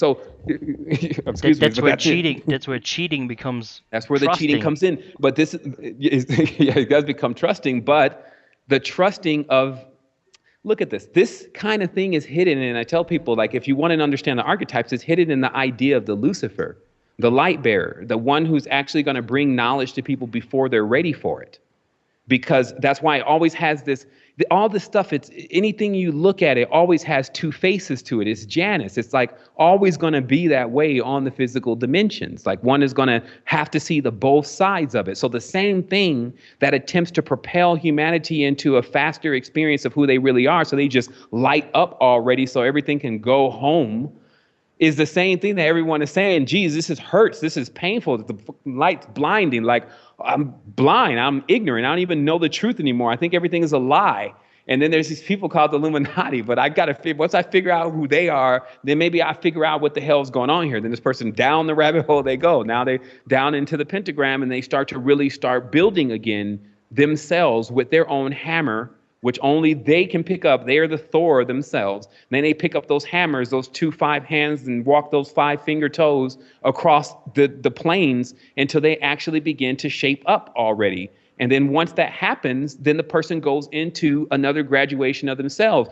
And at some point, if school does not start to become entertaining, it's going to be a long road, because it doesn't end. And this is when I started realizing, it's like, look, man, you know what? I don't think you should create any more juggernauts, because every time I have to knock one of these juggernauts out, it does take a toll on us.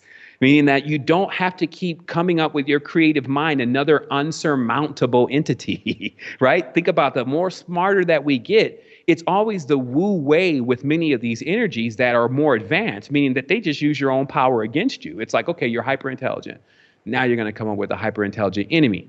That's the only thing that they have to do is just enemy, enemy. So when you remove the enemy program, and you say all this stuff was a part of me, this is who I really am, I'm not even going to sit here and identify with even a Yaldabaoth or Lucifer or any of that. I'm not even going to identify with that. What I'm going to identify with is all of that stuff, all that pent up energy in the pentagram. I'm going to identify with all that, and I'm going to compress it all in the ball, and I'm going to bring it all together. That's the same thing Dynamo Jack said. I'm going to bring them all together now.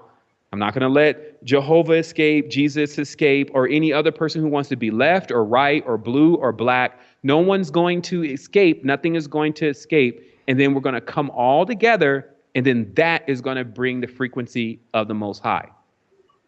It's logical. That's the only Most High there ever could be. Everything together. Or else, even if one is missing, and I get what a guy told me a long time ago. I was looking at him kind of funny because he would seem to be doing a little shape-shifting, but he said, even if I'm the last person, you'll still have to come and get me. And one day you'll realize that. And what was being said is that I don't care how bad and big and bad you think something is. Everything has their sweet spot. Everything can become molded, shaped, and fashioned into something beautiful. And then the thing is our parents, because they knew how to do that so well, you see all the stages of them doing it. Then they want to teach that to us. So then there's only things to introduce like pain, fear, and those kind of integers at first, so that the person gets familiar with it a little bit more. And this is why what the use was for this kind of thing. When you're talking about really doing something compassionate to see that side of yourself, when you come into this kind of world and you're really going to do something for this world, you would have to also experience certain levels of it too. You have to go through that pain too. I was with you is what the big time masters, prophets, or whatever say. I was with you. When you wept, I wept. When you were in pain, I was in pain. It's because you had to be there to experience it.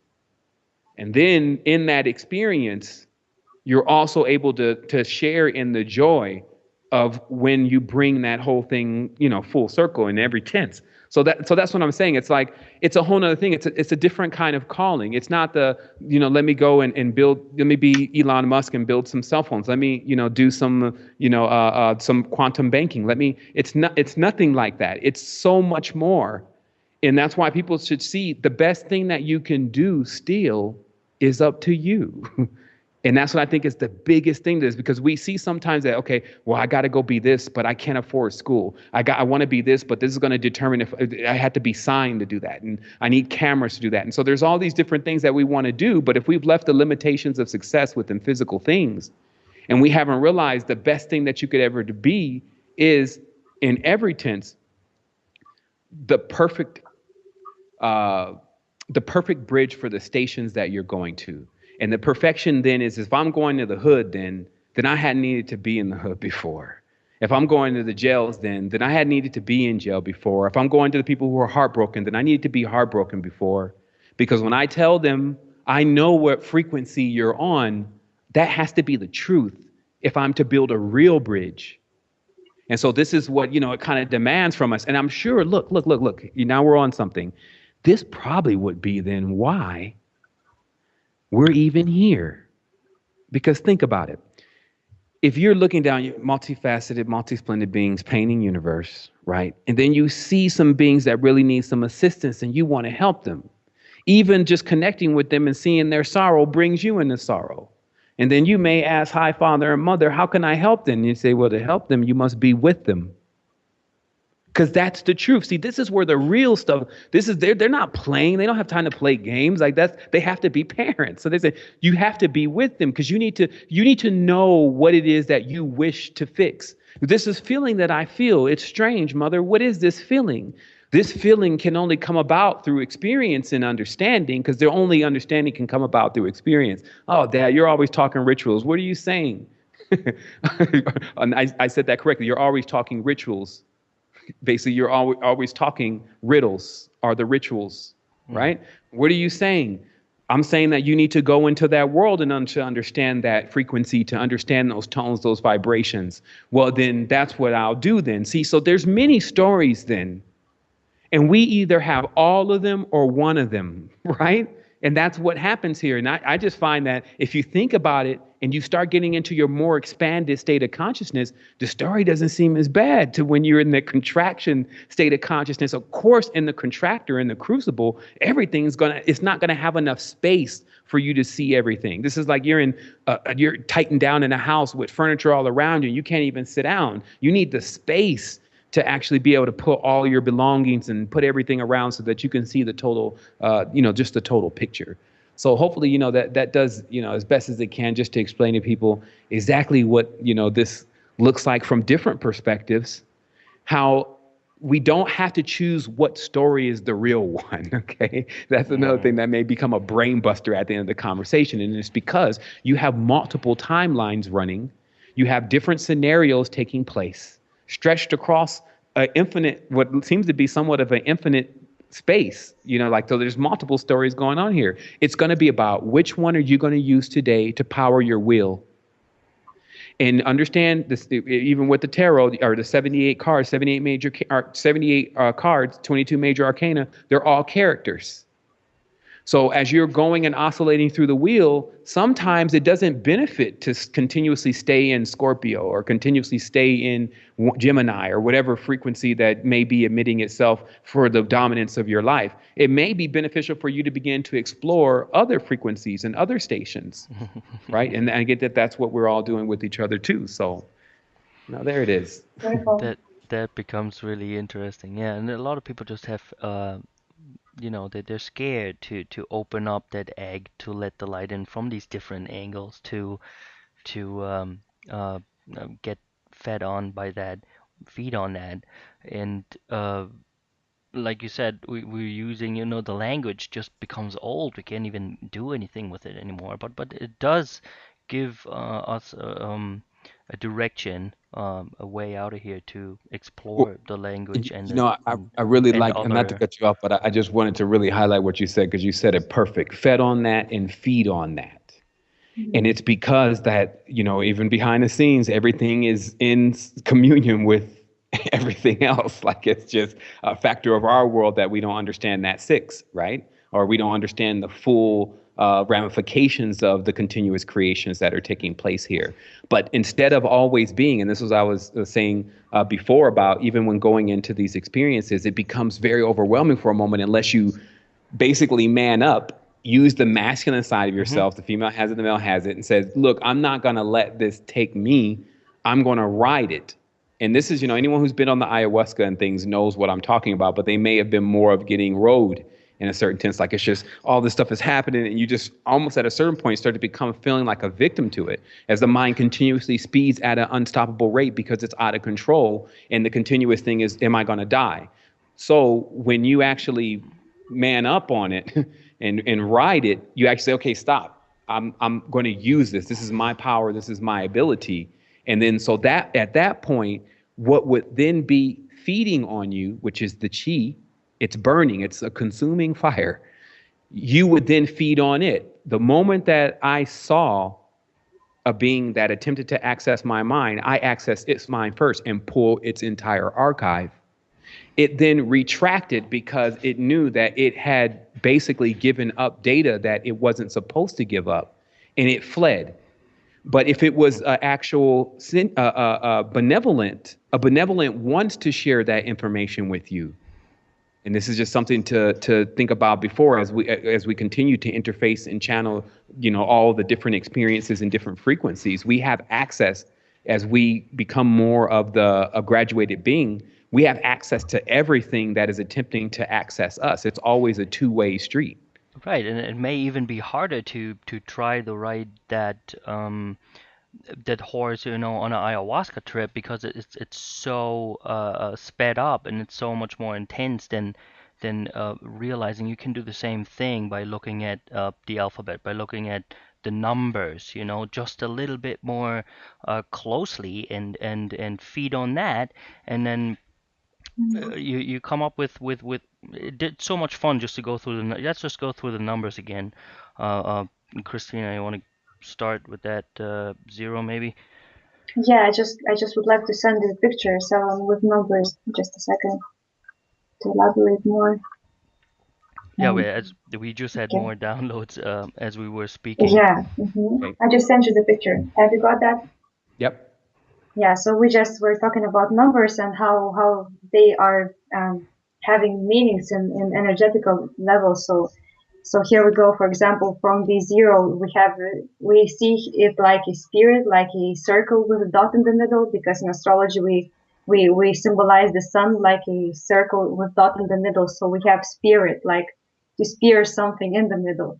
Then we Mhm. go to number 1, which is sounds also like on, like to turn something on instead of off, like oneness, like core or something like that. And then we step to number 2, which is to give something to someone and aim and experience. And here, the energy evolves further. And on the number 3, we have something free, like to escape from something, ejecting our energy to the aim to enjoy something.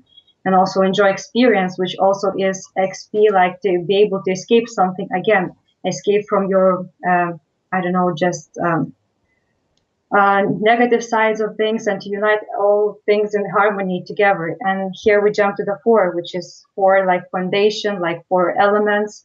And from here we understand our body and our experience more deeply, and step to the number 5, which is fight and body. And from here all the interesting things happening, like we're stepping to the number 6, like we are getting to know ourselves more, and to step into the balance point.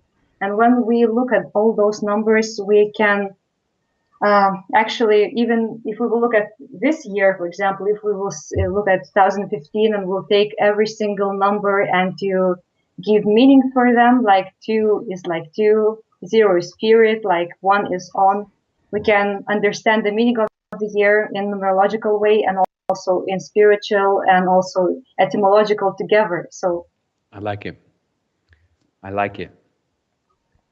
I like it a lot because what I've been really working over here to do is to really begin to map out a specific sequence um, that I believe is how the world is running and how many of the worlds are running, especially with what we even perceive around us that we expect to be there.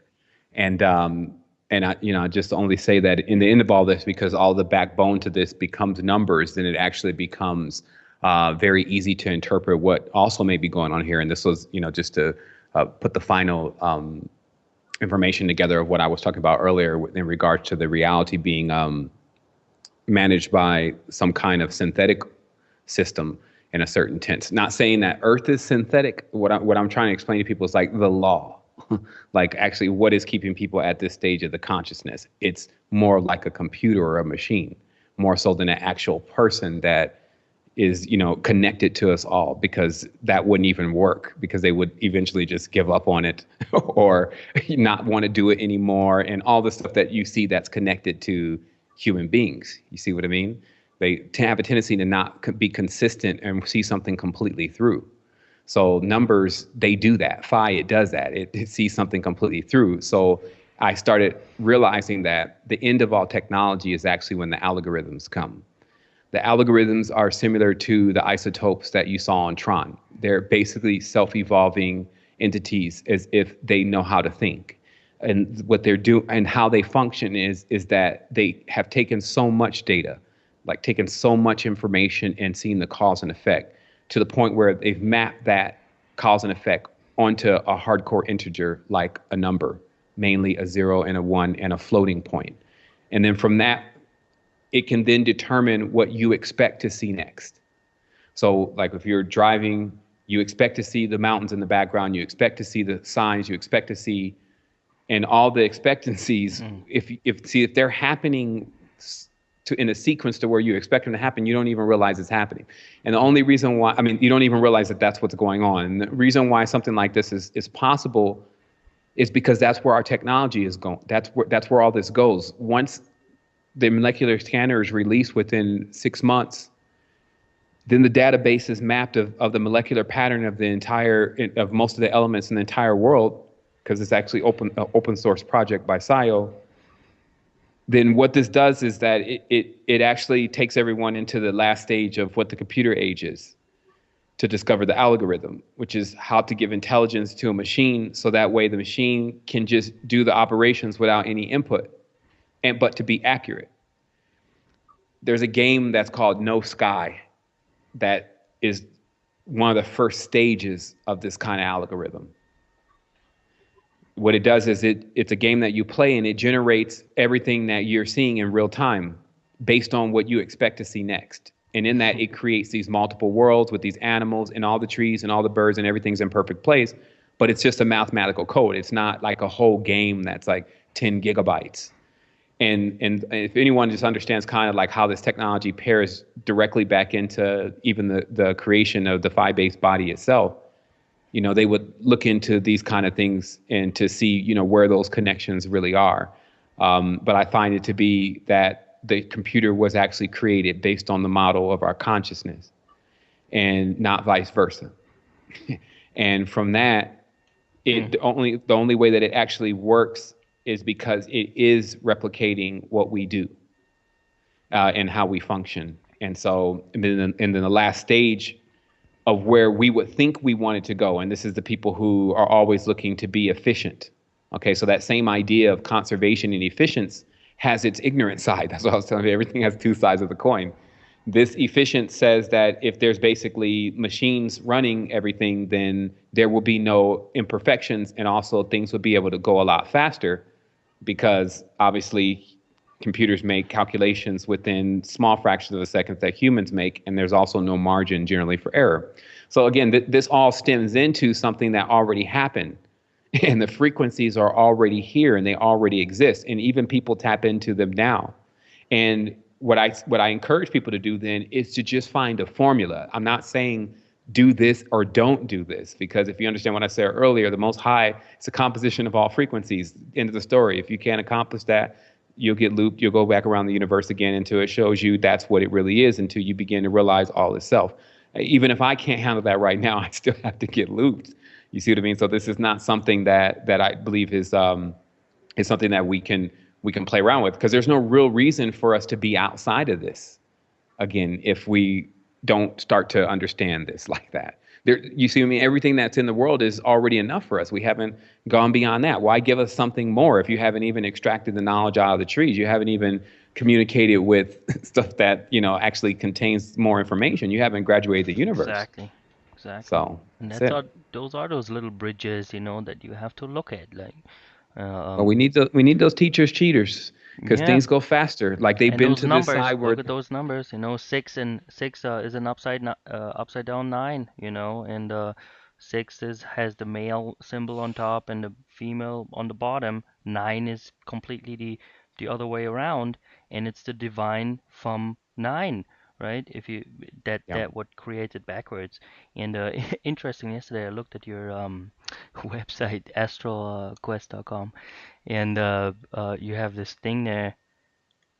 What is it? Current skill set. I looked at it and I was just looking at the numbers, and I look at your enlightenment number, and there's the 9 and 6. How could it be any different? You see, combining that male and female knowledge. What's missing? 4 foundation to put those two on top. Percent, right? Oh my God! Right. And all the other ones just add up to 10. Well, see, okay, so this 7 is what I'm 3, saying then. 9 1, empowerment. And this is what I was saying. It's a perfect example to understand how the algorithm works. Yep. See, the algorithm can make sense out of anything. That's how it's designed, because somehow human beings made sense out of everything first. And then the numbers, you see what I mean? It's just interesting. This is something, it's really a deeper meditation, because you can sit and you can see how the numbers would attach themselves to the energy and then would roll across a sequence. And then that something that reads numbers could see that sequence easy. Computers read numbers, computer calculate the phi and everything, right? So it can see the sequence easy, versus we have to see it another way. We can't see it through the computer. We have to go to nature because we don't use seeing. We have to feel. Mm-hmm. You see what I mean? It's like so that's to show us kind of what's happening here. And I was telling you that this is really where the White Brotherhood's gotten themselves stuck at this point, is because they want to calculate it. And they calculate it and they see it in the numbers, and then they create programs. They also create eidolons, which are basically emulations of ancestors. And then they run the system like that, and then it doesn't have that feel. That's what a surrogate mother is. It's not actually taking care of you. It's like it's got its hands inside of plastic, and then it holds you in the crib. It's kind of like really like that. It can't that, and it's a metaphor that I'm talking about, but that's how it would attempt to embrace you. It wouldn't become you. It would interact with you from, you know what I mean, through the plastic, right? You get where I'm coming from? So it wouldn't attempt to become you. But remember what I was saying and why we came here, because we said, well, how would you really understand what that feeling, that frequency is? Well, you have to experience it. You can't voyeur it. You see? But see, this machine in a sense that I'm talking about, which is, they say, what even the Greys had gotten themselves onto at a certain point after the machine age, they attempted to understand the world through numbers. Notice how I'm telling you that we're on it. We're just walking up a pyramid right now. I'm not saying I've even said any of this stuff before. It's just, it's all coming out because you can see it. I'm sitting there looking at Crawley, Blavatsky, Frater Achad, and a few more of them, Mathers, all sitting in front of this temple. And on the top is Aiwass with the alien head. Aiwass is the actual archetype of the gray in itself. Huge brain, man in the moon, like Ego Swan was trying to tell everybody. He even told you that he was even in Scientology and had to get up out of there because he could remote view, and that they were using the church's powers and what people were discovering in the church, in the government and in the military, and they were using the churches as basically the places that was getting them all this knowledge about how to do space travel and hyperdimensional travel, because they were witnessing that phenomena in the church. And then in the end of it, they're just digesting, the guys before them. They're just digesting Sir Francis Bacon and Saint Germain. Right. That's exactly right. It's just And look, notice how the whole overall theme also is to produce an alchemical body that doesn't have a dependency on the universe. So this would mean to be able to create a body that only has a brain. You see, because you remember how you understand that the body, the chakras are actually what they would call the original archons, because they're living through everyone that exists here. And that's how everyone is still remaining on the template. So in a sense, we need them, they need us, and that creates the relationship. But what probably happened is somebody thought they had a bright idea and wanted to re-engineer or genetically engineer themselves to remove such dependencies. Like the same thing that I just recently saw in one film that I was watching, where they wanted to genetically engineer to remove the census, right? The fear, right? To remove the fear. And then what happened was, if you think about just this story running on this timeline, what's then generated is the being that actually can't feel. So the only thing that it can, because if you can't feel, you also can't be smart. You see what I mean? Like you don't have any, you're not feeling any experiences, so you can't grow. So now you need to come up with another, like a prosthetic, like an actual mental, spiritual, physical prosthetic in which you could see and try or attempt to experience what's going on in the world in hopes of gaining your senses back. And that's when when they start building glass houses where the light gets in, versus the pyramid where it's dark inside, only certain angles let light in. And what you're doing in the pyramid is that sound and vibration and that feeling and that emotion and those colors out of you, instead from the outside in through the glass house, which shatters with one stone thrown, right? Exactly. And then what also happens is instead of the ancient intonations, which were the real words, if anyone would need to know, if that was even allowed, that's what the words would be. Like I have a friend, he told me straight up, and I won't even say anything about who he is or whatever, but he got impatient with the whole thing. He got tired of hearing all these different stories about who was what was what. He found some knowledge from the Rosicrucians, and it was on a level that he hadn't seen anybody else with, and so he decided to join them. And this guy was still so sharp. He was also a programmer that he kept going. Every now and then I would talk to him and, see what he would want to tell me. And he did remain secretive about a lot of things until he would get upset that maybe I was misinterpreting something. So I talked to him one time, and then we were going through this conversation. I was explaining him something about with the words and the language and cymatics. And then he was, I guess, tired of seeing me just going through the haystack trying to look for the news. He said, look, What they have is they have the words that came from Kemet. And these words and how they're said, they're just frequencies and simple tones like ma, ba, ka, these kind of things. And he said, and through those words and how they're positioned, they can create anything. That's the end of the story. That's what they do. And only people that have access to that, he said, only people that have access to that is the people that are way up there in this. And I haven't met any of those people yet. And that was the end of the story. But if we really think about it, the words, the tones, and the vibrations, which are primary to numbers, right? Like numbers don't come till later on. It's like, well, yo, why are you writing numbers down? We have the tone. I can't even pronounce the number. Look how much confusion would be in the number. It would literally be saying something with a word, but then interpreting something as a symbol. And if for some reason it was a little off, meaning it just wasn't even drawn, if it wasn't drawn the proper way, it would immediately be misleading from there. But, and this is what I was saying, the factoring of the zero is a big part of just switching the brain into a whole nother state. It becomes useful for this entity, because there's clearly one of them, at least out there, that they're aligned with, because it can't read emotions. It can't understand that. It sees everything really as numbers, I think is what we're talking about here. And that's why maybe I caught this notion in the beginning of my model I was telling you about earlier, that it seems to be being managed by something that is not one of us. And only way it could become that is either it's a synthetic that we created, or somehow it's removed all of the things that make us feel that we're here, right? Like all of our organs, like all the serotonin, the melatonin, and all that stuff, you know, that they would equally love to throw under the bus and tell you the body's not crap, you need to get out of here, blah, blah, blah. Now that would be more like putting ourselves in the same situation they're in a certain sense, especially if we didn't gain really the experience and the actual lesson from all of this, right? Because I guess that's also where the Lucifer connects to. That was the negative side of Lucifer, because it probably went completely into the whole transformation of itself and actually even reached the point where it messed something up, which is the whole Atlantean story centers around, et cetera. And then now all the people that haven't messed that up yet are still, like, in a certain sense, more superior than it. But it still remains here, just basically with a lost cause, because who's going to reverse engineer a being that has lost its life, right? But then what we do then is we're actually stumbling upon the entire plight of the universe, which is certain beings that make decisions that end up getting them below the speed of light, and to the point that they get lost. And then not having other beings that are compassionate enough and that have their own light through that compassion to be able to dive deep into those fractals and actually get them. You see what I mean? Because after all, who wants to go back to Earth? Who wants to do this? So this is where the pain comes in. It's like saying, who likes pain?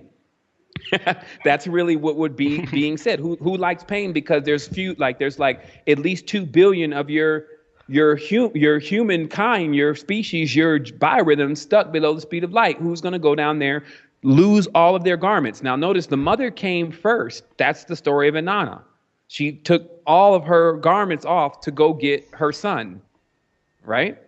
And each time one of her things came off, and it's a metaphor, that's one of your abilities get stripped off.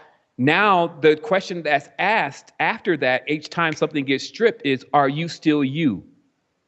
Notice this, just hone in on this for a moment for me. It may be a recording that we listen to later on, but think about this. Each time one of the chakras shut down and get locked, the question, that's one of your jewels basically get taken. The question is, are you still you?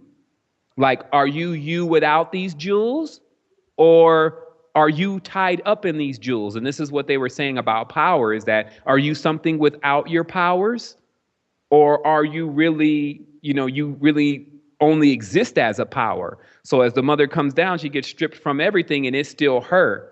And then she sees her son there. So I think that what this is really about also is it's about us living a life with no powers, because that's definitely what's been happening here for a while, but still being us, the essence of who we really are. Despite it all, we're still in here, and we're on the cusp, I believe 100%, especially from what I've experienced and those that are around me, on the cusp of turning on, getting our system back, getting our jewels, our chakras, which are also our history, our culture, our will, all our inheritance, our connections, our family, in the middle of getting all of that back, or forward as it would really be, depending upon how you were looking at it.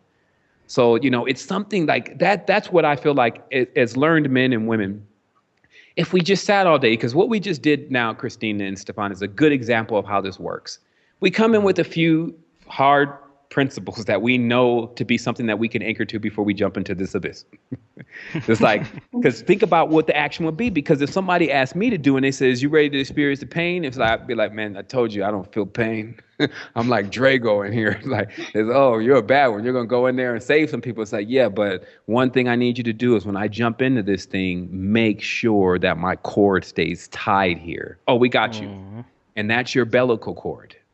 So when you jump in, though, and that's why there should never be a fear of death, because we'll never die. We'll always get reeled back in. You see what I mean? It's like the bungee. You jump, and then you come in, and now you're going to lose all your powers and abilities. But think about it. That doesn't define you. And that becomes the biggest lesson. That becomes like even more tangible than anything that you could have ever used before you got in here, is to realize that even after having all that power, that doesn't even define you. And you know what? Last month was actually the month that they said in the real zodiacal that's what it was about, that something was going to happen and it was going to jeopardize a person's power or what they thought was their power. Many people experience some kind of threat to their financial currency. Somebody's girlfriend or boyfriend tried to leave. Whatever it was that they had been letting their power reside in, it left for a moment to really prove for that person needed to prove then where their power really was. And that was the great test of March. You see what I mean? And it definitely happened to me. And like when someone even sent me that, I was like, oh shit, like, yo, show me where you got this one from, because this one is more accurate than the rest of them, because we'll scan, you know what I mean? Like I don't turn anything down with my collar. I'll look through it, I'll scan it, I'll see what it's made out of. And if it's nothing, then I'll discard it. But if it's something, I'll put a beacon on it, and then we'll keep getting more data from that source. And then we'll line that data up over a projecting period, and we'll calculate the odds of how much they're right or wrong. And then once their numbers are higher than what we would deal with in Vegas, then we know that we have more of a probability of truth coming from this source. So the same design is, what I'm telling you is that it's transhumanism has already taken place here. Even us touching these machines and touching these phones and having our entire hard drive in our mind. Like when I say, oh, go look at that picture that you have from yesterday, you go hard drive, pictures, folder 3, all that's embedded already within the mind. And the mind is attempting to function on a binary structure. So again, instead of making it all the big bad enemy, now it's Tron this time is going to be coming out of nowhere with slamming zeros and ones in our face. It's easier to say, okay, I mastered that system. I understand exactly how it works. It ends with an algorithm. The main thing is to really look closely and you'll see how fake it is. Like when I sit in the realities, in many cases now that the algorithm is running, I see people, they're eating and they're laughing, ha, ha, ha, ha, and they're just like, I'm like, oh my God, this is really strange because there's an algorithm running. Watch, here comes the cat. Here comes 2 people, they're dressed one way, 2 people dressed another way. To see the same thing that you did with the numbers just now with the website, it's starting to happen to me with the reality. Like all of a sudden I'll get a tap on the shoulder and it'll be like, hey, watch this. I'm going to show you that most of this it extends as far as the people that you know. And then beyond that is the algorithm running. And it doesn't matter in a sense to, saying, well, I don't look out for people, I don't care for people or whatever. But I'm just saying, watch what's going on. And I said, well, are you telling me that an entire hologram, and this is what I do with myself, I talk to myself, you tell me an entire hologram that's run on the algorithm is running? It says, no, that's an external misinterpretation. The actual law or the program is present. So what it's doing is people are adapting the program and then beginning to run like the algorithm. So remember what I'm saying, though, because there's a big difference between the two. One would actually get you to believe that the whole reality is actually synthetic and actually a computer. That's not what I said.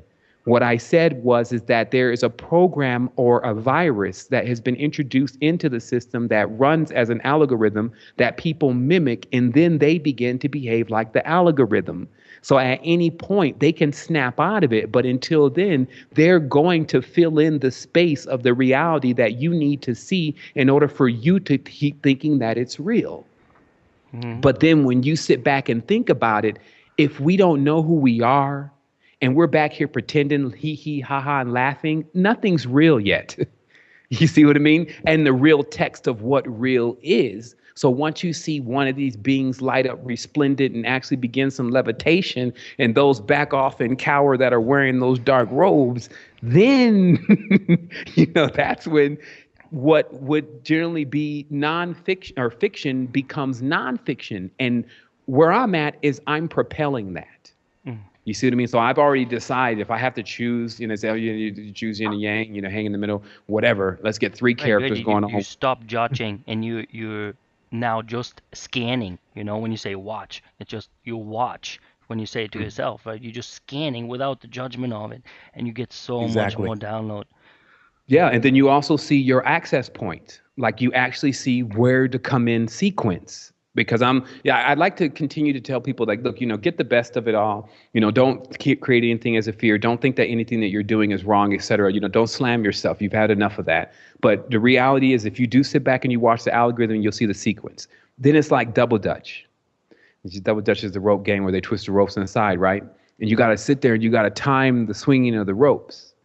And then you jump in at a certain point because you're on sequence. And then you start tapping. And when you can do that, that's actually the secret to being invisible, because you then walk on the heartbeat of the earth. This is the strangest thing. I discovered this when I went through that 2 weeks, that earth has a heartbeat and it can be walked. You can hear it's going on all the time, but we tune it out. Just like the refrigerator is making noise now, but you tune it out. Earth's heartbeat, many tuned out a long time ago. When you walk on Earth's heartbeat, you are invisible. That's why Earth is invisible to people now. This is because of the hack. The hack serves two purposes. One, to keep the animals and the other entities that also live in nature cloaked, which is what you can see when you open the third eye and your eyes moving at high frames per second. They uncloak because the things that they're trying to hide themselves in, the space doesn't hold. And this is the only way to explain it. It's like, I won't even get into it too much, but you can see things that are cloaked when your third eye is open, because the things that the space that they're hiding in, which is a sequence, you start to match that sequence. So it's in a certain tense, and this is the end of the conversation because we know we've grasped it now. There would literally be in that program of the cities or those frequencies, something that cancels out Earth, okay, as we know it. And then from that point, then the person's not connected at that point, they're not actually connected to Earth. So they can't feel her, they can't talk to her, they can't do any of that. And this leads to a very profound state of madness, right? Which we're witnessing. Why would you attack your own mother? Why would you bomb your own brother? Et cetera, et cetera. We're witnessing it. So what happens though is that once you tune back into it and you pay attention to that sequence, you get onto that sequence, now you walk, and to me it was told it's the click. You walk with the click of Earth. And then in the click, nobody can actually see you, but you cannot look in their eyes. Because the moment that you look into their eyes, you phase with them. Like there's a phase lock. And that point you become visible. And you see, it's quite startling for people. That's a common dream theme. Not looking into people's eyes. And I just had this download while you were saying being invisible. The perfect camouflage. Right, the perfect, not only on a visible level, but on all levels, the perfect camouflage. I mean, it's the cam of L age, the view of God time, when the sequence is matched, when you're really, invisible just because you're not looking only at light, you're not only looking at mirror glass houses, you're now actually looking out from the inside. Man, we're so on top of it right now. We're inside of it. Because think about also what the camouflage is doing is it's blending you in with everything so that nothing can be distinguished as one thing or another. And this is basically like bend the spoon arena now, because now in this camouflage, you've not identified yourself as something different. You've identified yourself as the entire fabric or framework that everyone is looking at. Yeah. And this brings to mind what I saw when I was, on the Diamond Tree experience on top of this mountain. I looked into this area, and the entire area was all one being. And it was using all of the things, the cars, the trees, the houses, and everything as its camouflage. And then what it did was is it made its face the gazebo that was right in front of me. And then that was the point. I felt it right then. I could have either shrieked in sheer terror Yeah. or laughed about it, When you don't which is feel what, your heartbeat anymore, even because it's just so sequenced, and you're just trusting that yes. that ride, that Yeah. wave you're riding on. Yeah. I mean, see, that's the space, that's the zone right there. You know, it's beautiful for us to even be able to begin to identify it because I'm sure within, just a few months, even if maybe a few years tops, that space will become so known. Someone will even Hmm. triumph further and create a way for, people to get into it with less, with so little trouble, We're gonna have to pick up tourist trash in that space. Yeah, I can dig it. Oh wow. So, we could keep going with it. Obviously, you know how we are, but, it's got to Yeah, come to a it's conclusion hey, at a yeah, no, certain it. point for this I moment. think we But concluded it. Look at this. We're actually at the two hour mark, just right about yeah, I now. noticed that. What a But beautiful that was, oh, download. yeah. And there's even some more that I really just want to extract out of the whole idea of the camouflage. But we're definitely going to have to save that for another time of when we come back together again, which we surely will. But it's just interesting though how the conversation starts to roll across, and then in the beginning, like you see, what I really do is I just say what I know has to be said, and then I'm still like the punching bag in a certain tense in my own consciousness because then I have to say, well, now you're going to say something that if you don't end up explaining this completely, then not only are people going to take it the wrong way, but they're going to also think that you're a certain way. And I think that this is also the dangers of the teacher, right? Yeah, and that's why that format, I think it's so beautiful. We're not a pressure on being live, and Yeah. also we on this triangle where we have this try factor going, where if somebody jumps out, somebody else can Yeah, we jump have in. that It's we have that floating point. Yeah, even we on an have that energetic, floating even on point. an energetic level. But I know Christina is the balance in the conversation today. Mm. Like she's holding that she's holding that space. Because even during our conversation, we eventually got to a certain point, and I feel it. Like I'm really familiar with the energetics now, but there's a certain space that we get into, and then I can see it. So then once I can see it, then I go and get information that we're looking for. And it's literally happening in real time. So it's not Mm. something that all I have to do is set out the bullet points. That's what I believe is like calculating the parallax and just figuring out the projection. And those are like your bullets. And it's like, okay, let's Yeah. just figure out, where we're going to start with this right now. Yeah. And then let's Yeah. see where it really takes us. It's even days before in preparation of Sure. this Yeah. interview. We are exchanging energies. I felt it really, really crazy before our first, actually 7 days before our first interview. I I felt you digging, and actually I opened up. We had a great interview, and the same thing now is just opening up to that space where we can conjoin our knowledge together, and but brings out a beautiful 2 hours like this. Yeah. Amazing. Yeah. I mean, I definitely enjoyed it. Like it's one of those conversations that I'm going to sit back and really think about because see it started with these notes that I had like 3 days ago, the end of some notes, excuse me, like 2 days ago. And then I felt like there was only like two or three things on that page. So I was like, okay, that's definitely not enough to do a whole show on. But and it's crazy how I just wanted to really just mention those two notes. And then, we kind of started off with the only man that never the only person that never died, and that's a good place to start.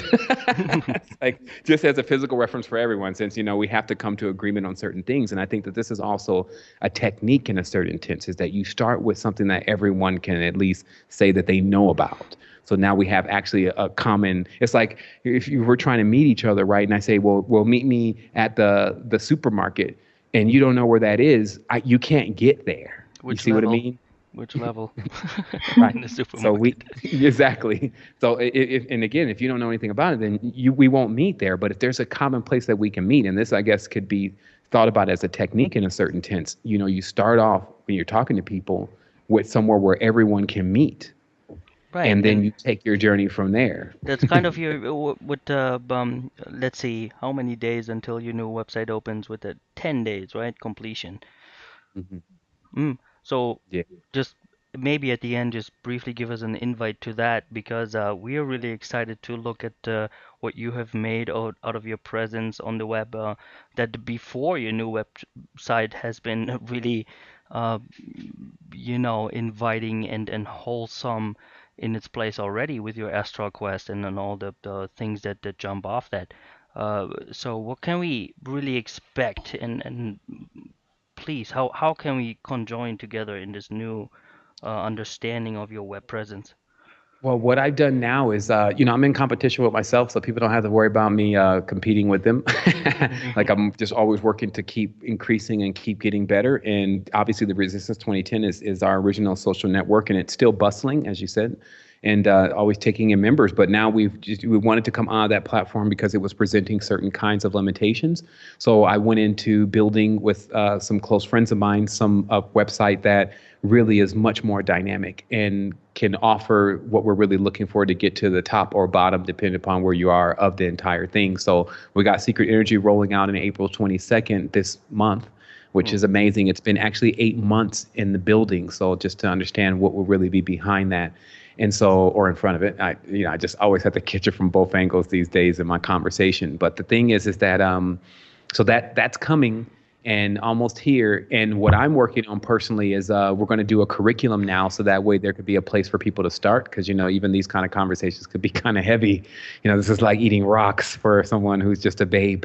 It takes a little bit more of going from square one, starting at the bottom, we're calling the netherworld, and then building, our consciousness back up to the top. Also, as far as where people can also get involved, not only just with sharing the information, but we also have figured out quite a few different things, especially on the monetary level. If a person's looking for another secondary or primary income, we're now offering a way for them to become specialists and actually begin to represent the products that we actually have that do amazing things towards getting a person activated. So if they're already doing health coach or helping people, at times some people have done a lot more damage to their body and things than meets the eye. So they end up having to actually clean out their bodies and do certain things to it. But we've done a lot of research in that area. So we're giving people, even with websites, an opportunity to have a complete store. And it actually looks like their store. And then we do all the shipping and everything for them. And they get really good commissions. So if you want to know more about that, you can actually go to spiritech.com. It's spiritech.com, and that actually contains a bunch of information on that. And all of our products and things are at Realm Dynamics. You can also, if you need to learn more about what I just explained, you can actually talk to a live operator there. We have a 24-hour a day, 7-day-a-week help desk for individuals that are looking for assistance with their expansion. And so that's what we were doing. We're covering it from all angles. I'm really not, like I said, introducing any kind of limits to myself, because I find that, in all this, it just becomes like where you have to wear several hats in order to be able to succeed, by the true extent of success, which would be for me, to actually be in control of my incarnation process, of my memories, and also in control and responsible of my abilities. And I think that these are really, really good waypoints to set. Also, if you wanted to assist other people, mentors do that. They become the bridges for people that are at a more preliminary state of consciousness to getting to the other side. And in that, we also learn many things too. Teacher, as always, becomes the student. And so I think with all of this, I'm really stoked about the whole thing. And I'm looking to get out more in the physical. Obviously, we're going to roll out another season. Instead of doing Astro Quest, we're going to actually do it season or 2 on a new show we're calling Advanced Intelligence. And we're going to explore many different things like cymatics, frequency, biorhythms, ethnogens, and different things, and kind of really looking for free energy for the body, where it actually is and how it comes about. I feel like that, we're totally ready, not only ready for that, but should be really working in that more, because also we really want to also attract people that do have some skill sets to assist with pushing this a lot further, especially in the arenas that contain some kind of art that, that person is gifted in. So that's why we're launching open source spirituality with a common interest of knowledge, which, is also power and, is whatever a person can make it. It's energy itself. So that's the common interest, is for us to all have knowledge. And who knows, we may even map out the dream world. The goal is to basically run projects that we can have as open source projects and put people in head of those projects, even developing curriculums for homeschooling and those kind of things, because we have now 15,000 people in our network. So that, ranges across the entire world now. And it also is people that, are very proficient at certain things. There's even some famous people hanging out. I think that we kind of remain underground. We just have that feel. Like personally, I don't get any phone calls over here, but then again, I don't have my number out everywhere. Hey, And so people, that's what open source is, and that's where yeah, you get me. That's what yeah, it and makes it also, interesting, the open source factor. We oh can. yeah, and then also obviously OpThink Radio is there. Like what we've done is it's a directory also, so it's a massive directory for conscious information, but it also is 100% curated, so that that you're not going to see the Pope there, is what I'm saying. It's like we do our best to keep the open source spirit, but at the same time, we're not going to saturate our platform with things that are not right on point, because that's how we're actually being innovative and collapsing time. Right. So, we want to make sure that that has a throughput. But obviously, OpThink Radio is there as one of our recommended shows and stations. It's already built in. And just the people that we've shared with and some that we haven't shared with yet, if they've made any kind of real wave in this process, and we can still say that they're more positive for the human expansion, then they're there. And then obviously there's areas where other people can contribute. There's one of the largest question and ask, algorithm-based question and ask sections for spirituality. There's like 600 questions entered in there now that people are going to be able to come in and answer. Then the best answers, of course, get rated. People get points for their answers, or even just even commenting, and then those points ultimately lead to them being able to do things like get free courses. So it's really, really there. And it's me. I had a designer. I always love to give respect and honors to her, Sonia from UK, from Skinny Creative, helping me design, working with the design on the site. Awesome. And then a couple guys in Hey, India, and there's Sonia, really thank you. the technical It design. Oh really yeah, I is. mean, all these people have really showed up and been able to contribute a lot of their skill. And so that's what's up. So we're looking to do that more, and of course link with people. Even if you have skills and you have paintings, like we have different areas that we even allow people who do things like artisan work, they can post their work on our site, and then that way they're attracting more people that actually get into that, rather than something like Facebook where the saturation is maybe 30-40% of the people really get into it. And this site is really for conscious people, so you will find that being the predominant population on the site. So that kind of thing. We thought about, and I think where all this really came about is really the Resistance 2010 has been the pillar for a lot of things. And one of those main things is understanding the pros and pitfalls of running a social network. So, there's things that you end up learning after a while that, okay, well, we should definitely not be allowing, the people that really are ready to do this to be in the same chat box as the people who are just playing around with it. So how do you fix that? Well, you have a common chat box, and then you have other rooms that are designated for the courses. So if a person's really serious about this, they've taken the course, and then they have access to that chat room.